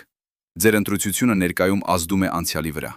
Սա չի նշանակում, որ դուք փոխում եք պատմությունը կլասիկական իմաստով, բայց դա նշանակում է, որ ինչը տեղի ունեցավ անցյալում, կախված է նրանից, ինչ դիտում եք ներկայում։ Ջոն Վիլերը, ով առաջարկեց այս փորձը, հավատում էր, որ սա բացահայտում է ինչ-որ խոր մասին տիեզերքի բնույթի մասին։ Նա ասաց. «Մենք ապրում ենք մասնակցող տիեզերքում»։ Դիտորդը ոչ միայն դիտում է իրականությունը, այլև մասնակցում է դրա ստեղծմանը։ Հիմա պատկերացրեք, կիրառել դա ձեր կյանքի վրա։ Յուրաքանչյուր ընտրություն, որ դուք անում եք, ոչ միայն ազդում է ապագայի վրա, այն նաև փոխում է իմաստը անցյալի։ Նույն իրադարձությունը կարող է ստանալ տարբեր իմաստներ, կախված նրանից, թե ինչպես դուք ընտրում եք այն տեսնել հիմա։ Եթե դուք դիտում եք ձեր կյանքը որպես դեպքերի պատահական շարք, դա դառնում է պատահական շարք։ Եթե դուք դիտում եք այն որպես իմաստալից ճանապարհ, այն դառնում է իմաստալից ճանապարհ։ Սա ոչ միայն հոգեբանություն է, սա քվանտային մեխանիկան է ասում մեզ, որ իրականությունը պարտադիր չէ անկախ դիտումից։ Եվ եթե դա ճիշտ է, ապա ինչ է տեղի ունենում, երբ դիտորդը դուք մահանում է։ Արդյոք այդ պահին ձեր ամբողջ կյանքի քվանտային վիճակը կոլապսանում է վերջնական իրականության մեջ, թե այն մնում է սուպերպոզիցիայի մեջ, միաժամանակ բոլոր հնարավոր մեկնաբանություններում։ Եթե տեղեկատվությունը ձեր մասին տարածվում է տիեզերքի քվանտային դաշտում, գուցե բոլոր հնարավոր տարբերակները ձեր կյանքի դեռ գոյություն ունեն ինչ-որ տեղ։ Ձեր կյանքի սուպերպոզիցիան։ Սա հնչում է ջնասպառ լար որպես գեղեցիկ մետաֆորա։ Բայց հիշեք, քվանտային մեխանիկայում սուպերպոզիցիան ֆիզիկական իրականություն է։ Ուրեմն գուցե դա իրականություն է նաև ձեզ համար։ Մենք հասանք մի կետի, որտեղ գիտությունը եւ փիլիսոփայությունը երկուսն էլ անզոր են տալ որոշակի պատասխաններ։ Քվանտային ֆիզիկան կարող է բացատրել, թե ինչպես է տեղեկատվությունը պահպանվում։ Նեյրոգիտությունը կարող է բացատրել, թե ինչպես է ուղեղը ստեղծում գիտակցական փորձ։ Բայց ոչ ոք չի կարող ասել, արդյոք այդ փորձը շարունակվում է որևէ ձևով մարմնի մահից հետո։ Քանի որ դա հարց է, որ պահանջում է սուբյեկտիվ տեսակետ։ Եվ մեզանից ոչ ոք դեռ չի վերադարձել պատմելու։ Բայց մենք կարող ենք հարցը ձևակերպել այլ կերպ։ Փոխարեն հարցի, արդյոք ես շարունակվում եմ մահից հետո, կարող եք հարցնել. Ինչ մասն իմ իրականում կորենում է։ Եվ պատասխանը կարող է անակնկալ լինել։ Այն, ինչ կորենում է, անհատականությունը, սահմանի զգացողությունը։ Իմաստը ես եմ տարբեր կամ ես եմ առանձին։ Բայց այն, ինչը պահպանվում է, տեղեկատվությունը, կապերը, ազդեցությունը։ Ամեն ինչ, ինչին դուք դիպել եք, ամեն ինչ, ինչ ստեղծել եք, ամեն մի ալիք, որ դուք ուղարկել եք դեպի ջրի մակերես, որը շարունակվում է տարածվել անվերջ։ Գուցե սա բավական է։ Գուցե մահվան վախը հիմնված է սխալ ենթադրության վրա, որ կա դուք առանձին եւ անփոփոխ, որը կարող է ոչնչանալ։ Բայց եթե դուք միշտ եղել եք գործընթաց, ոչ թե նյութ, ալիք, ոչ թե մասնիկ, օրինաչափություն տեղեկատվության մեջ, ոչ թե հաստատունեություն, ապա ինչպես կարող է օրինաչափությունը մեռնել։ Օրինաչափությունը կարող է միայն փոխակերպվել այլ օրինաչափության։ Եվ քվանտային մակարդակում այդ օրինաչափությունները երբեք չեն ոչնչանում, միայն վերադասավորվում են։ Հետևաբար գուցե մահը ոչ թե վերջաբան է, այլ փոխակերպում։ Հետևաբար գուցե դուք երբեք իրականում չեք մեռնում, պարզապես փոխվում եք։ Եկեք վերադառնանք սկզբում տվածի խոստման վրա։ Ձեզ ասացի, որ քվանտային ֆիզիկան պատասխան ունի հարցին, ինչ է լինում գիտակցության հետ մահից հետո, բայց արդյոք իրականում տվեցի պատասխան։ Թերևս դուք նկատեցիք, յուրաքանչյուր պատասխան բերեց նոր հարցեր։ Յուրաքանչյուր բացատրություն բացեց ավելի խոր անհայտություններ։ Սա ոչ թե պարտություն է, սա գիտության բնույթն է։ Մենք չենք գիտենք բոլոր պատասխանները, մենք գուցե երբեք չիմանանք, բայց մենք գիտենք ավելի շատ, քան գիտեինք։ Գիտենք, որ քվանտային երևույթները տեղի են ունենում կենդանի համակարգերում։ Գիտենք, որ տեղեկատվությունը երբեք չի կորչում տիեզերքում։ Գիտենք, որ գիտակցությունը ավելի խորը կապված է ֆիզիկական իրականության հետ, քան մենք երբևէ պատկերացրել էինք։ Եվ գուցե, միայն գուցե, մենք գիտենք, որ սահմանը միտքի եւ նյութի միջև ոչ այնքան հստակ է, որքան կարծում էինք։ Բայց կա եւս մեկ բան, որը պետք է խոսել նախքան ավարտելը։ Ինչ է դա փոխում ձեզ համար հենց հիմա, այս պահին, երբ դուք դեռ ապրում եք։ Եթե գիտակցությունը իրականում քվանտային երևույթ է, եթե ձեր միտքը կապված է տիեզերքի հիմնական կառուցվածքի հետ, ապա յուրաքանչյուր մտք, որը մտածում եք, յուրաքանչյուր որոշում, որը կայացնում եք, ազդում է ոչ միայն ձեր վրա։ Յուրաքանչյուր քվանտային կոլապս ձեր միկրոտուբուլների մեջ փոքրիկ հիպե է տիեզերքի դաշտում։ Յուրաքանչյուր գիտակցական փորձ փոխում է փոքր մասը իրականության մեջ։ Սա հնչում է կասկածելի։ Ինչպես կարող է մեկ մարդու մտքերը ազդել տիեզերքի վրա։ Բայց հիշեք, քվանտային խառնվածությունը։ Յուրաքանչյուր մասնիկ ձեր մարմնում քվանտային խառնված է անթիվ այլ մասնիկների հետ ամբողջ տիեզերքում։ Երբ դուք փոխում եք ձեր քվանտային վիճակը, դուք փոխում եք նաև վիճակը ամեն ինչի, ինչի հետ խառնված եք։ Իհարկե, ազդեցությունը անսահման փոքր է, բայց այն գոյություն ունի։ Եվ ավելին, մեր գործողությունները ազդում են մեկ կլասիկական մակարդակում։ Մտքերը դառնում են խոսքեր, խոսքերը դառնում են գործողություններ, գործողությունները դառնում են պատճառային շղթաներ, որոնք տարածվում են դեպի ապագա։ Ձեր որոշումը կարդալ այս բնագիրը փոխել է քիչ մի բանը ձեր ուղեղում։ Այն ստեղծել է նոր նեյրոնային կապակցություններ։ Այն փոխել է քիչ մի բանը այն մասին, թե ով եք դուք։ Եվ երբ մահանաք, այդ փոփոխությունը կմնա։ Ոչ միայն ֆիզիկապես, ատոմների մեջ, որոնք մի ժամանակ կազմում էին ձեր ուղեղը, այլև ինֆորմացիոնորեն, ազդեցության շղթաներում, որոնք շարունակվում են տարածվել անվերջ։ Այսպիսով, յուրաքանչյուր ընտրություն կարևոր է։ Ոչ քանի որ այն որոշում է, արդյոք դուք կգնաք դրախտ կամ դժոխք, այլ քանի որ այն դառնում է մաս այն օրինաչափության, որը դուք ավելացնում եք տիեզերք։ Դուք չեք կարող ապրել անվճար։ Յուրաքանչյուր գործողությունը թողնում է հետք։ Հարցն է, ինչպիսի հետք ուզում եք թողնել։ 1961 թվականին ֆիզիկոս Յուջին Վիգները գրել է հոդված անվանված «Ֆիզիկայի անհիմն արդյունավետությունը բնական գիտություններում»։ Նա հարցրեց. ինչու մաթեմատիկան, որը ընդամենը մարդկային մտքի ստեղծագործություն է, այնքան կատարյալ նկարագրում է ֆիզիկական աշխարհը։ Դա հրաշք է, ասաց նա։ Մենք չենք կարող բացատրել դրա պատճառը։ Բայց ինչ, եթե պատճառը հենց նա է, որը Պենրոուզը եւ Համերոֆը առաջարկում են։ Ինչ, եթե մաթեմատիկան աշխատում է, քանի որ մեր ուղեղները քվանտային մեխանիզմերով միաձուլված են նույն կառուցվածքի հետ, որը սահմանում է ֆիզիկական օրենքները։ Մաթեմատիկան ոչ թե մարդկային ստեղծագործություն է, այն հայտնագործություն է։ Մենք հայտնագործում ենք տիեզերքի ներքին երկրաչափությունը, օգտագործելով քվանտային գործընթացներ մեր սեփական ուղեղներում, որոնք հայելային են արտացոլում տիեզերքի քվանտային կառուցվածքը։ Եթե դա ճիշտ է, ապա գիտությունը եւ գիտակցությունը ոչ թե անկախ երկու բան են, նրանք երկու դեմքեր են նույն իրականության։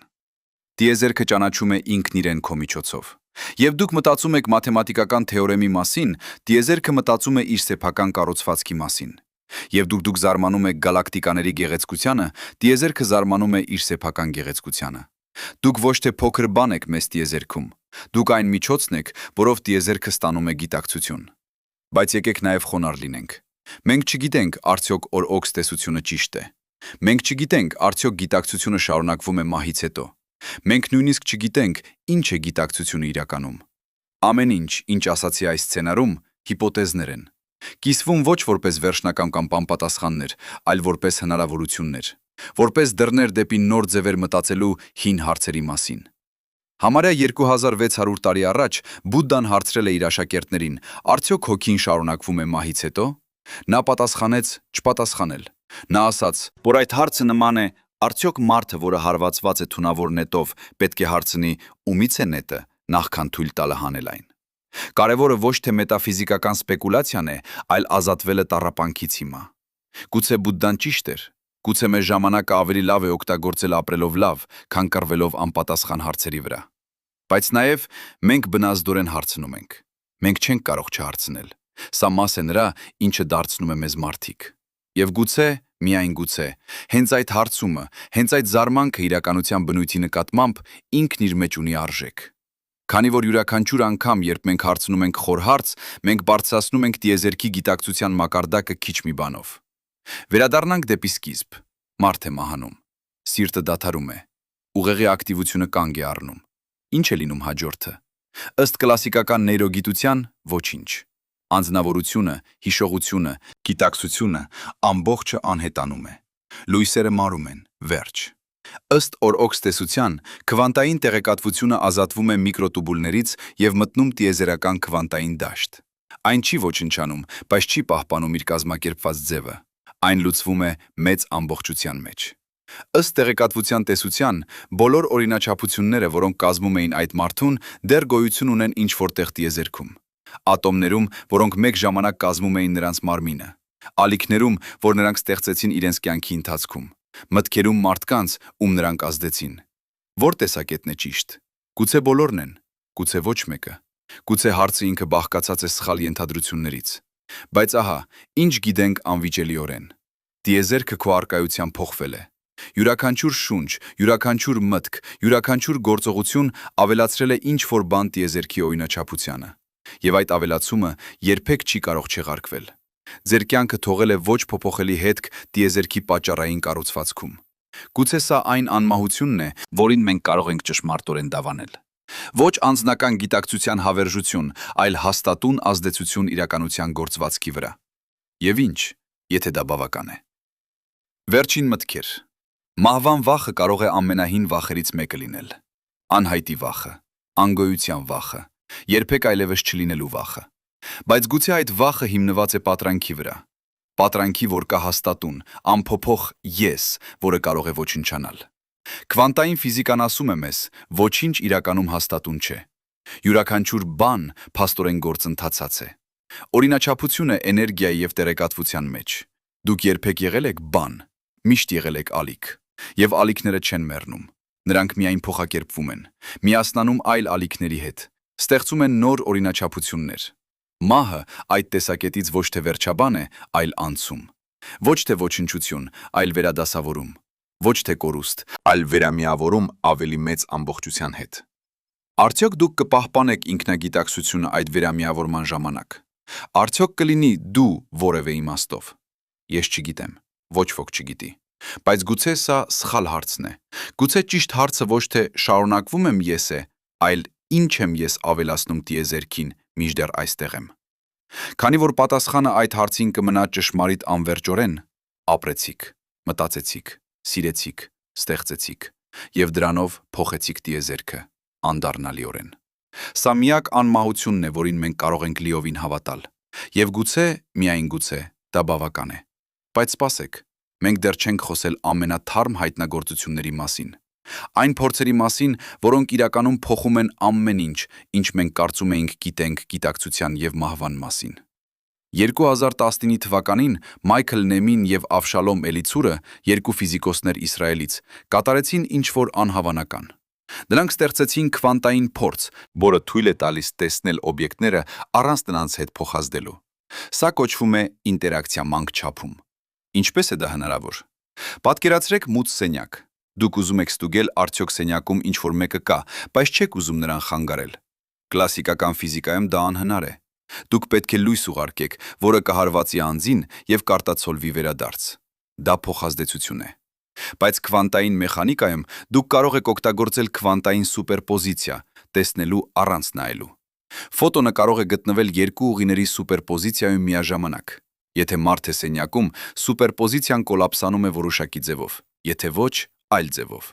Բայց ֆոտոնը երբեք չի փոխազդել մարդու հետ։ Սա նշանակում է, դուք կարող եք ստանալ տեղեկատվություն առանց էներգիայի փոխանակման։ Հիմա մտածեք դրա մասին գիտակցության համատեքստում։ Եթե գիտակցությունը քվանտային երևույթ է, ապա հնարավոր է երկու գիտակցություններ կարող են փոխանակել տեղեկատվություն առանց ֆիզիկապես փոխազդելու, առանց խոսելու, առանց նշանների, առանց ցանկացած կլասիկական կապի։ Սա կարող է բացատրել բազմաթիվ երևույթներ, որոնք մարդիկ հաղորդել են դարերով։ Հեռազանցություն, ինտուիցիա այլ մարդու մտքերի մասին։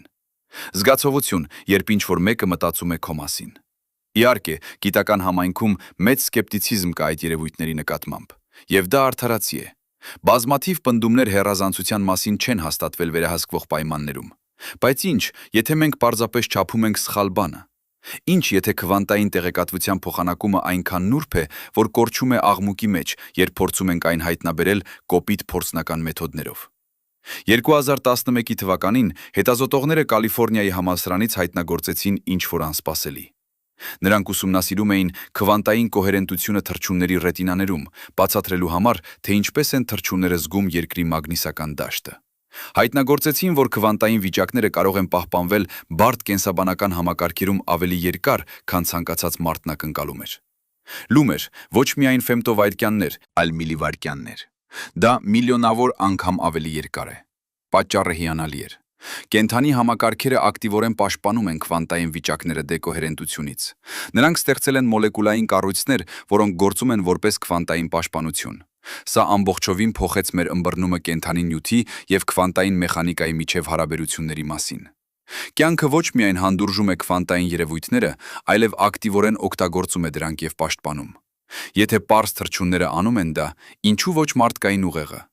Եթե ռետինայի բջիջները պահպանում են քվանտային կոհերենտություն արևի լույսի եւ մթնոլորտային ջերմաստիճանի պայմաններում, ինչու ոչ նեյրոնները։ Համերոֆի պնդումը, որ միկրոտուբուլները պաշտպանված են դեկոհերենտությունից, հանկարծ դարձավ շատ ավելի հավատարիմ։ Բայց կա ավելի տարօրինակ բան։ 2014 թվականին Մաթյու Ֆիշերը, ֆիզիկոս Սանտա Բարբարայի քվանտային նյութի ինստիտուտից, առաջարկեց հիպոթեզ, որը հնչում էր գրեթե գիտական ֆանտաստիկայի պես։ Նա ասաց. ուղեղում կարող են լինել ատոմներ, որոնք պահպանում են քվանտային խառնվածություն տարիներ շարունակ։ Ոչ միլիվայրկյաններ, ոչ վայրկյաններ, այլ տարիներ։ Ինչպիսի ատոմներ կարող են անել դա։ Ֆոսֆորը։ Ֆոսֆորի ատոմները ունեն միջուկային սպին, որը շատ մեկուսացված է միջավայրից։ Ֆիշերը հաշվարկեց, որ ֆոսֆորի ատոմները, կապված որոշակի կալցիումի միացությունների հետ ուղեղում, տեսականորեն կարող են պահպանել քվանտային խառնվածություն օրեր, շաբաթներ, նույնիսկ տարիներ։ Սա նշանակում է, ձեր ուղեղը կարող է ունենալ երկարաժամկետ քվանտային հիշողություն։ Տեղեկատվություն, որը պահպանվում է ոչ նեյրոնային կապակցություններում, այլ քվանտային խառնված ատոմների ցանցերում։ Եթե դա ճիշտ է, ապա ինչ է լինում այդ քվանտային տեղեկատվության հետ, երբ մահանում եք։ Նեյրոնային կապակցությունները քայքայվում են րոպեներում կամ ժամերում, բայց քվանտային խառնվածությունը ֆոսֆորի ատոմների միջև կարող է տևել շատ ավելի երկար։ Նույնիսկ երբ մարմինը սառչում է, նույնիսկ երբ քայքայվում է։ Հնարավոր է մի տեսակ քվանտային էքո ձեր գիտակցության շարունակվում է գոյություն ունենալ ժամանակ, երբ ձեր մարմինը արդեն կլինիկորեն մեռած է։ Սա կարող է բացատրել որոշ ՄՄՓ զեկույցներ, մարդիկ, ովքեր մեռել են ժամեր շարունակ եւ հետո վերադարձել են մանրամասն հիշողություններով։ Իսկ այժմ ամենազարմանալին։ 2017 թվականին Տոնոնին եւ Կոհը, երկու նեյրոգիտնականներ, առաջարկեցին ինտեգրացված տեղեկատվության տեսություն գիտակցության համար՝ ITT։ Այս տեսությունը փորձում է քանակականացնել գիտակցությունը, տալ դրան թիվ։ Նրանք կոչեցին դա Phi։ Phi-ն չափում է, որքան ինտեգրացված տեղեկատվություն ունի համակարգը։ Որքան ավելի բարդ եւ փոխկապակցված է համակարգը, այնքան ավելի բարձր է Phi-ն։ Եվ որքան ավելի բարձր է Phi-ն, այնքան ավելի շատ գիտակցություն ունի համակարգը։ Մարդկային ուղեղը ունի շատ բարձր Phi, միջատների ուղեղը ցածր Phi, համակարգիչը գրեթե 0 Phi, անկախ նրանից որքան ուժեղ է, քանի որ նրա մասերը չեն ինտեգրացված կերպով որևէ համեմատելի մարդկային ուղեղին։ Բայց ահա հետաքրքիր մասը։ Ըստ ITT-ի, գիտակցությունը ներքին հատկություն է ցանկացած համակարգի, որն ունի ոչ 0 Phi։ Անկախ նրանից, արված է կենդանի բջիջներից, սիլիկոնից, թե մութ նյութից։ Տիեզերական վեբը, գալակտիկաների ցանցը ունի Phi։ Վատցան եւ Ֆելետտին ցույց տվեցին, որ այն ունի նույն տեսակի կառուցվածքը, ինչ նեյրոնային ցանցերը։ Նույն ինտեգրացիայի աստիճանը, նույն տեղեկատվության հոսքերի օրինաչափությունները։ Եթե կիրառենք ITT-ի բանաձևը, տիեզերքը ունի Phi, գուցե շատ բարձր Phi։ Սա նշանակում է, ըստ այս տեսության, տիեզերքը գիտակցություն ունի։ Ոչ անթրոպոմորֆիկ գիտակցություն, ինչպես մարդկանը։ Ոչ գիտակցություն, որը թյուն, որը մտածում է ես եմ տիեզերքը, այլ գիտակցություն որպես ներքին փորձի հիմնարար հատկություն։ Որևէ տեսակի ինչպիսին է լինել տիեզերք։ Եվ ձեր գիտակցությունը միայն տեղական բարձրացումն է այդ տիեզերական Phi-ի մեջ։ Մի պահ, երբ տիեզերքի Phi-ն կենտրոնացած է ձեր գանգում, երբ մահանում եք, այդ տեղական բարձրացումը լուծվում է։ Բայց Phi-ն չի անհետանում, այն պարզապես վերաբաշխվում է։ Վերադառնում է տիեզերական դաշտ։ Դուք չեք դադարում գիտակցություն ունենալ։ Դուք պարզապես դադարում եք լինել տեղային, անհատական գիտակցություն։ Բայց սպասեք, կա ավելի նուրբ բան, որի մասին պետք է խոսել։ 2018 թվականին Քրիստոֆ Քոխը, նեյրոգիտնական, ով աշխատեց Ֆրանսիս Քրիքի հետ, հրապարակեց գիրք «Գիտակցության զգացողությունը»։ Դրանում նա նկարագրեց որոնման իր կյանքի համար, գտնել նեյրոնային կորելատները գիտակցության։ Նա անցկացրեց տասնամյակներ, ուսումնասիրելով ուղեղը, փնտրելով հենց այն տեղը կամ մեխանիզմը, որտեղ գիտակցությունը ծնվում է։ Եվ նա եկավ մի զարմանալի եզրակացության։ Նա գրեց, որ գիտակցությունը չի գտնվում որևէ հատուկ տեղում ուղեղում։ Այն չի լինում որևէ հատուկ նեյրոնային գործընթացի արդյունք, դա ավելի ուղիչ է։ Որևէ համակարգ, բավականաչափ բարդ եւ ինտեգրացված, կստանա գիտակցություն որպես անխուսափելի հետևանք իր կառուցվածքի։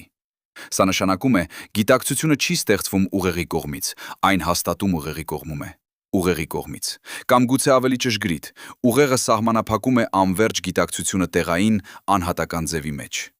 Սա հատկապես հետաքրքիր դառնում է, երբ դիտարկում ենք անզգայացման գործողությունը։ Երբ դուք անզգայացվում եք վիրահատության համար, ձեր ուղեղը դադարում է գործել լիովին։ Բայց որոշակի նեյրոնային ակտիվություն շարունակվում է։ Նեյրոններն աշխատում են, ազդանշաններ փոխանցվում են։ Ուրեմն ինչու դուք չունեք գիտակցություն։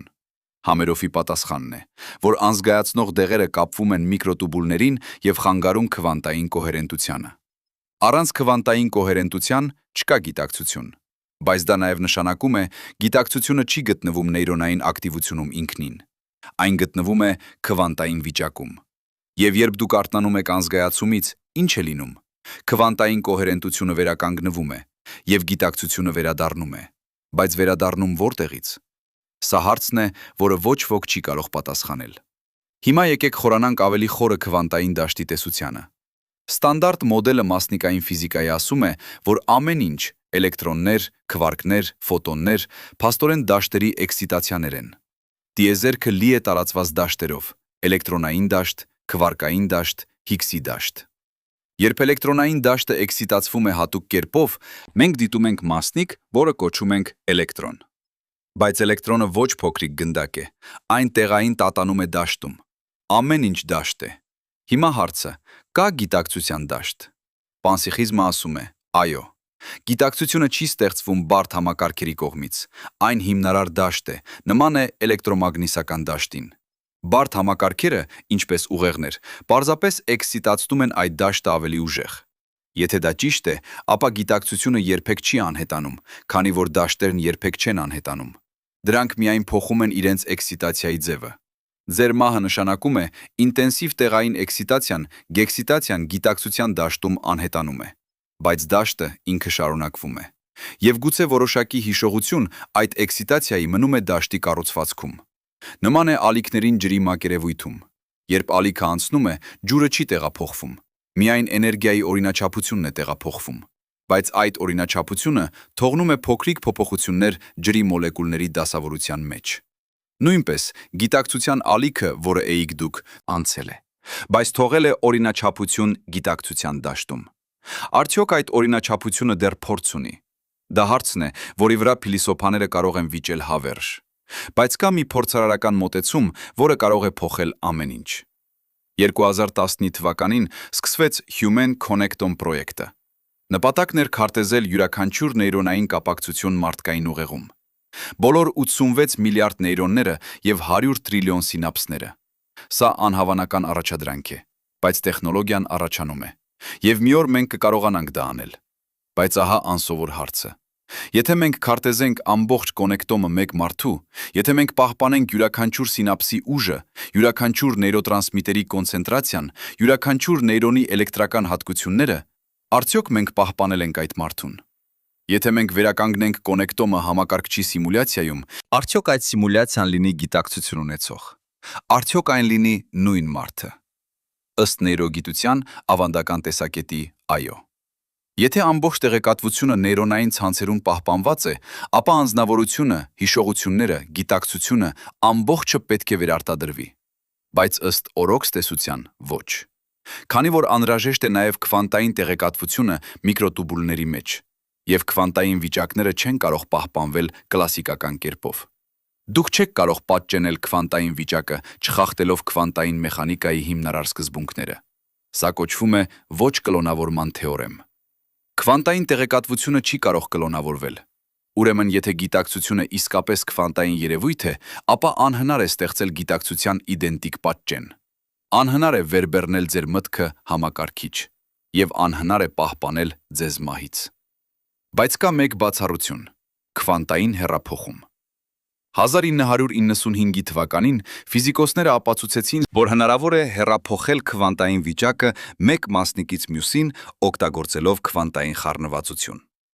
Դուք չեք կարող պատճենել քվանտային վիճակը, բայց կարող եք փոխանցել այն։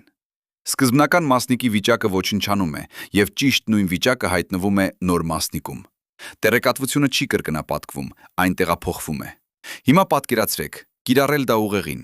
Ինչ եթե հնարավոր լիներ քվանտային հեռափոխում կատարել ամբողջ քվանտային վիճակների, որոնք կազմում են ձեր գիտակցությունը, նոր սուբստրատ։ Դուք չեք պատճենվում, դուք տեղափոխվում եք։ Հին մարմինը դադարում է ունենալ այդ քվանտային տեղեկատվությունը, նոր մարմինը ստանում է այն։ Սա տեխնիկապես հնարավոր է ըստ քվանտային մեխանիկայի օրենքների, բայց պրակտիկորեն անհավատալիորեն դժվար։ Մենք պետք է քվանտային հեռափոխում կատարենք միլիարդավոր քվանտային վիճակներ միաժամանակ։ Մեր ընթացիկ տեխնոլոգիայով դա անհնար է։ Բայց կարծես չկա ֆիզիկական օրենք, որը արգելում է այն սկզբունքորեն։ Եվ ինչ, եթե բնությունը արդեն անում է դա։ Ինչ, եթե երբ մահանում ես, քվանտային տեղեկատվությունը ձեր գիտակցության հեռափոխվում է տիեզերական քվանտային դաշտ։ Ոչ պատճենվում, հեռափոխվում։ Հին մարմինը դատարկ է մնում։ Տեղեկատվությունը գտնվում է այլտեղ։ Արդյոք այդ տեղեկատվությունը դեռ դու է։ Արդյոք այն փորձ ունի։ Գուցե մենք պարզապես հարցնում ենք սխալ հարցեր։ Գուցե դու և փորձ ներառում են ֆիզիկական մարմին հատուկ կոնֆիգուրացիայի մեջ։ Երբ այդ կոնֆիգուրացիան անհետանում է, դու որպես տեղային էնտիտի անհետանում ես նաև։ Բայց տեղեկատվությունը շարունակվում է գոյություն ունենալ։ Եվ գուցե այդ բավական է։ Եկեք խոսենք ավելի անձնական բանի մասին։ Դուք երբևէ զգացել եք դեժավյու։ Այն տարօրինակ զգացողությունը, որ դուք ապրել եք այս պահը նախկինում։ Մեծամասնությունը մարդկանց զգացել են դա։ Նեյրոգիտնականները սովորաբար բացատրում են դեժավյուն որպես գլիչ հիշողության համակարգում։ Ուղեղը սխալմամբ մակարկում է նոր փորձը որպես հին հիշողություն։ Բայց կա մեկ այլ տեսակետ։ Ինչ եթե դեժավյուն քվանտային երևույթ է։ Ինչ եթե այն պահ, երբ դուք զգում եք դեժավյու, ձեր ուղեղի քվանտային վիճակը խառնված է քվանտային վիճակի հետ, որը դուք ունեցել եք անցյալում կամ կունենաք ապագայում։ Հիշեք, քվանտային մեխանիկայում ժամանակը վարվում է տարօրինակ։ Ուշացած ընտրության փորձը ցույց է տալիս, որ ապագայի որոշումները կարող են ազդել անցյալի վրա։ Եթե ձեր գիտակցությունը քվանտային երևույթ է, գուցե այն ունի մուտք դեպի այլ պահերի ձեր կյանքում քվանտային խառնվածության միջոցով։ Գուցե ժամանակը չի հոսում գծային կերպով ձեր քվանտային ինքնության համար։ Սա կբացատրեր ոչ միայն դեժավյուն, այլև նախազգայական երազները, ինտուիցիան ապագայի մասին եւ զգացողությունը, որ որոշ պահերի դուք գիտես, որ ինչ-որ բան տեղի է ունենալու նախքան այն տեղի ունենա։ Իհարկե, սա կարելի է թեստավորել։ Եվ երբ մարդիկ փորձեցին թեստավորել նախազգացողական կարողությունները խիստ պայմաններում, արդյունքները եղել են անորոշ լավագույն դեպքում։ Բայց նորից, գուցե մենք չափում ենք սխալ բանը։ Գուցե քվանտային ժամանակային ազդեցությունները այնքան նուրբ եւ պայմանական են, որ դրանք անհետանում են, երբ փորձում ենք դրանք հայտնաբերել վիճակագրական մեթոդներով։ Քվանտային մեխանիկան արդեն ասաց մեզ, որ դիտումը փոխում է դիտվածը։ Գուցե փորձել է չափել նախազգայական կարողություններ ոչնչացնում է հենց այդ կարողությունները։ Հիմա ամենասարսափելի հարցը։ Եթե գիտակցությունը տիեզերքի հիմնարար հատկությունն է, եթե այն գոյություն ունի որպես դաշտ նման էլեկտրոմագնիսականին, ապա ինչու մենք զգում ենք անհատական։ Ինչու է զգացողություն ես եմ ես եւ ոչ թե դու։ Սա կոչվում է բաժանման խնդիր։ Պանսիխիզմի մեծ թույլ կողմն այն է, որ դժվար է բացատրել, թե ինչպես է ունիվերսալ գիտակցությունը բաժանվում անհատական գիտակցություններ։ Մի հնարավոր պատասխան գալիս է քվանտային դեկոհերենտությունից։ Երբ քվանտային համակարգը փոխազդում է միջավայրի հետ եւ դեկոհերանում է, այն ստեղծում է կլասիկական սահմաններ։ Դա դառնում է առանձին էնտիտի կլասիկական տեսակետից։ Ձեր ուղեղը քվանտային համակարգ է, որը մշտապես փոխազդում է միջավայրի հետ։ Այդ փոխազդեցությունը ստեղծում է սահման, ներսը եւ դուրսը, ես եւ ոչ ես։ Բայց այդ սահմանը պատրանք է։ Դիտարկելով խորը քվանտային մակարդակից տարանջատում չկա։ Ամեն ինչ խառնված է ամեն ինչի հետ։ Ձեր անհատականության զգացողությունը դեկոհերենտության արդյունք է։ Ոչ թե հիմնարար ճշմարտություն։ Երբ մահանում եք, դեկոհերենտությունը դադարում է։ Սահմանները լուծվում են, եւ դուք գիտակցում եք, որ միշտ եղել եք մաս ամբողջի, ոչ երբեք իսկապես առանձին։ Սա տվյալներն են գալիս բազմաթիվ ՄՄՓ զեկույցներից։ Մարդիկ նկարագրում են զգացողություն միասնության, միավորման ամեն ինչի հետ։ Անհատականության դադարումը ոչ թե որպես կորուստ, այլ որպես ազատագրում։ Գուցե սա նախադիտումն է նրա, ինչ տեղի է ունենում, երբ քվանտային դեկոհերենտությունը դադարում է մահվան պահին։ Բայց մի բան ավելի, մի բան, որ հազվադեպ է քննարկվում նույնիսկ գիտական աշխարհում։ Իսկ ինչ վերաբերում է այլ մարդկանց գիտակցությանն էլ, մարդկանց գիտակցությանը։ Դուք երբևէ մտածել եք, արդյոք իրականում կարող եք համոզված լինել, որ ուրիշներն էլ ունեն գիտակցություն։ Սա կոչվում է սոլիպսիզմի խնդիր։ Դուք կարող եք անմիջապես մուտք ունենալ միայն ձեր սեփական գիտակցությանը։ Բոլոր ուրիշների գիտակցությունը դուք եզրակացնում եք անուղղակի, նրանց վարքագծից։ Բայց արդյոք դա ապացույց է։ Զոմբիների փիլիսոփայական հիպոթեզը հարցնում է. ինչ եթե կան էակներ, որոնք վարվում են ճիշտ ինչպես մարդիկ, բայց չունեն ներքին գիտակցություն։ Բոլոր ֆիզիկական գործընթացները նույնն են, բայց լույսերը փակ են ներսում։ Անհնար է։ Տեսականորեն ոչ։ Եթե գիտակցությունը ինչ-որ բան է ավելի, քան պարզապես ֆիզիկական գործընթացները, բայց եթե գիտակցությունը քվանտային երևույթ է, եւ եթե մենք բոլորս կապված ենք քվանտային խառնվածությամբ, ապա գուցե գոյություն ունի ուղղակի կապ գիտակցությունների միջև։ Գուցե երբ դուք զգում եք էմփաթիա մեկ ուրիշի համար, երբ դուք իսկապես զգում եք նրանց ցավը կամ ուրախությունը, դա ոչ միայն երևակայություն է։ Գուցե դա քվանտային կապ է։ Ձեր գիտակցության քվանտային վիճակը ժամանակավորապես խառնված է նրանց հետ։ Եթե դա ճիշտ է, ապա մահը դառնում է ավելի քիչ սարսափելի։ Քանի որ եթե մենք բոլորս արդեն կապված ենք քվանտային մակարդակում, ապա ձեր մահը ոչ թե ամբողջական բաժանում է ապրելիների հետ։ Քվանտային տեղեկատվությունը ձեր լուծված տիեզերական դաշտում դեռ կապված է քվանտային տեղեկատվության բոլոր ապրելիների։ Գուցե հենց այդ է, ինչու մարդիկ զգում են ներկայությունը մեռածների։ Ոչ թե հովեր կամ ճեգրտություններ կլասիկական իմաստով, այլ քվանտային ռեզոնանս։ Մնացած տեղեկատվության օրինաչափությունը դեռ խառնված է ձեր հետ։ Իսկ այժմ, երբ հասանք այս ճանապարհորդության ավարտին, մի վերջին հարց ձեզ համար։ Ինչպես կճամբարեք այսօրը, գիտենալով, որ յուրաքանչյուր ընտրություն ձեր, յուրաքանչյուր մտք, յուրաքանչյուր գործողություն դառնում է մաս տիեզերքի հավերժական կառուցվածքի։ Ինչպես կապրեք, հասկանալով, որ դուք ոչ թե փոքր բան եք մեծ տիեզերքում, այլ տիեզերքն է տեղային ինքնագիտակցության վիճակում։ Ինչպես կվերաբերվեք մահվան գաղափարին, իմանալով, որ հեռու պատրանքից, որը դուք մտածում եք, որ եք, փաստորեն օրինաչափություն է քվանտային դաշտում։ Մի օրինաչափություն, որը չի կարող ոչնչանալ, միայն փոխակերպվել։ Ես չեմ առաջարկում պատասխաններ, ես առաջարկում եմ միայն հարցեր։ Քանի որ վերջապես սրանք են հարցերը, որոնք արժե տալիս, ոչ թե ինչ է լինում, երբ մահանում եմ, այլ ինչպես պետք է ապրեմ, գիտենալով, որ կմեռնեմ։ Քվանտային ֆիզիկան չի կարող պատասխանել այդ երկրորդ հարցին, բայց այն կարող է փոխել այն համատեքստը, որում մենք հարցնում ենք։ Եվ երբեմն համատեքստի փոփոխությունը եւ է ամբողջ տարբերությունը։ Շնորհակալություն, որ եկաք ինձ հետ այս ճանապարհորդության մեջ։ Հիշեք, յուրաքանչյուր բան, որը սովորեցիք, յուրաքանչյուր հարց, որը հարցրիք, յուրաքանչյուր զարմանք, որը զգացիք, բոլորն են փոխել ինչ-որ բան ձեր ուղեղում։ Ստեղծել են նոր նեյրոնային կապակցություններ։ Փոխել են քիչ մի բանը այն մասին, թե ով եք դուք։ Եվ եթե Պենրոուզը եւ Համերոֆը ճիշտ են, ապա այդ փոփոխությունները տեղի են ունեցել քվանտային մակարդակում, միկրոտուբուլների մեջ,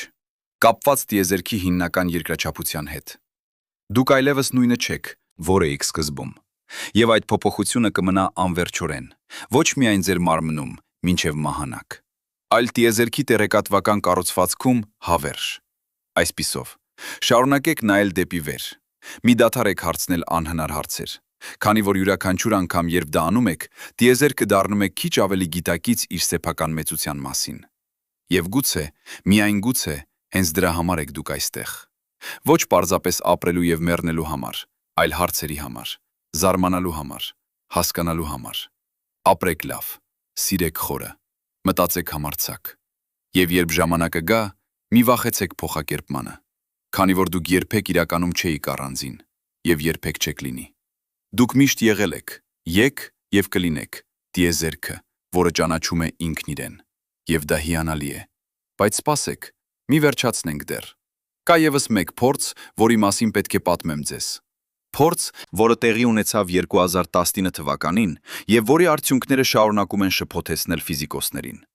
Ստյուարտ Համերոֆի լաբորատորիան Արիզոնայի համալսարանում որոշեց ուղղակիորեն ստուգել, արդյոք անզգայացնող դեղերը իրոք ազդում են քվանտային պրոցեսների վրա միկրոտուբուլների մեջ։ Նրանք վերցրին մաքրված միկրոտուբուլներ, մեկուսացրին դրանք լաբորատորիայում, ապա ենթարկեցին դրանք քվանտային չափումների, տեսնելու թե արդյոք դրանք պահպանում են քվանտային կոհերենտություն։ Արդյունքները անակնկալ էին։ Միկրոտուբուլները ցուցաբերեցին քվանտային վիբրացիաներ որոշակի հաճախականություններում։ Հենց այն հաճախականությունները, որոնք Պենրոուզն ու Համերոֆը կանխատեսել էին օրոքս տեսության մեջ։ Ավելին, երբ ավելացրին անզգայացնող դեղեր նույն խտությամբ, որը օգտագործում է վիրահատության ժամանակ, քվանտային վիբրացիաները թուլացան, ոչ ամբողջովին անհետացան, բայց զգալիորեն նվազեցին։ Սա ուղղակի ապացույց էր, որ անզգայացումը ազդում է քվանտային մակարդակի գործընթացների վրա կենդանի կառույցներում։ Իհարկե, քննադատները անմիջապես ասացին. Սա դեռ չի ապացուցում, որ այդ քվանտային գործընթացները կապված են գիտակցությանը։ Կարող են լինել պարզապես ֆիզիկական ազդեցություններ, առանց որևէ կապի մտածողության հետ։ Բայց Համերոֆը հակահարվեց։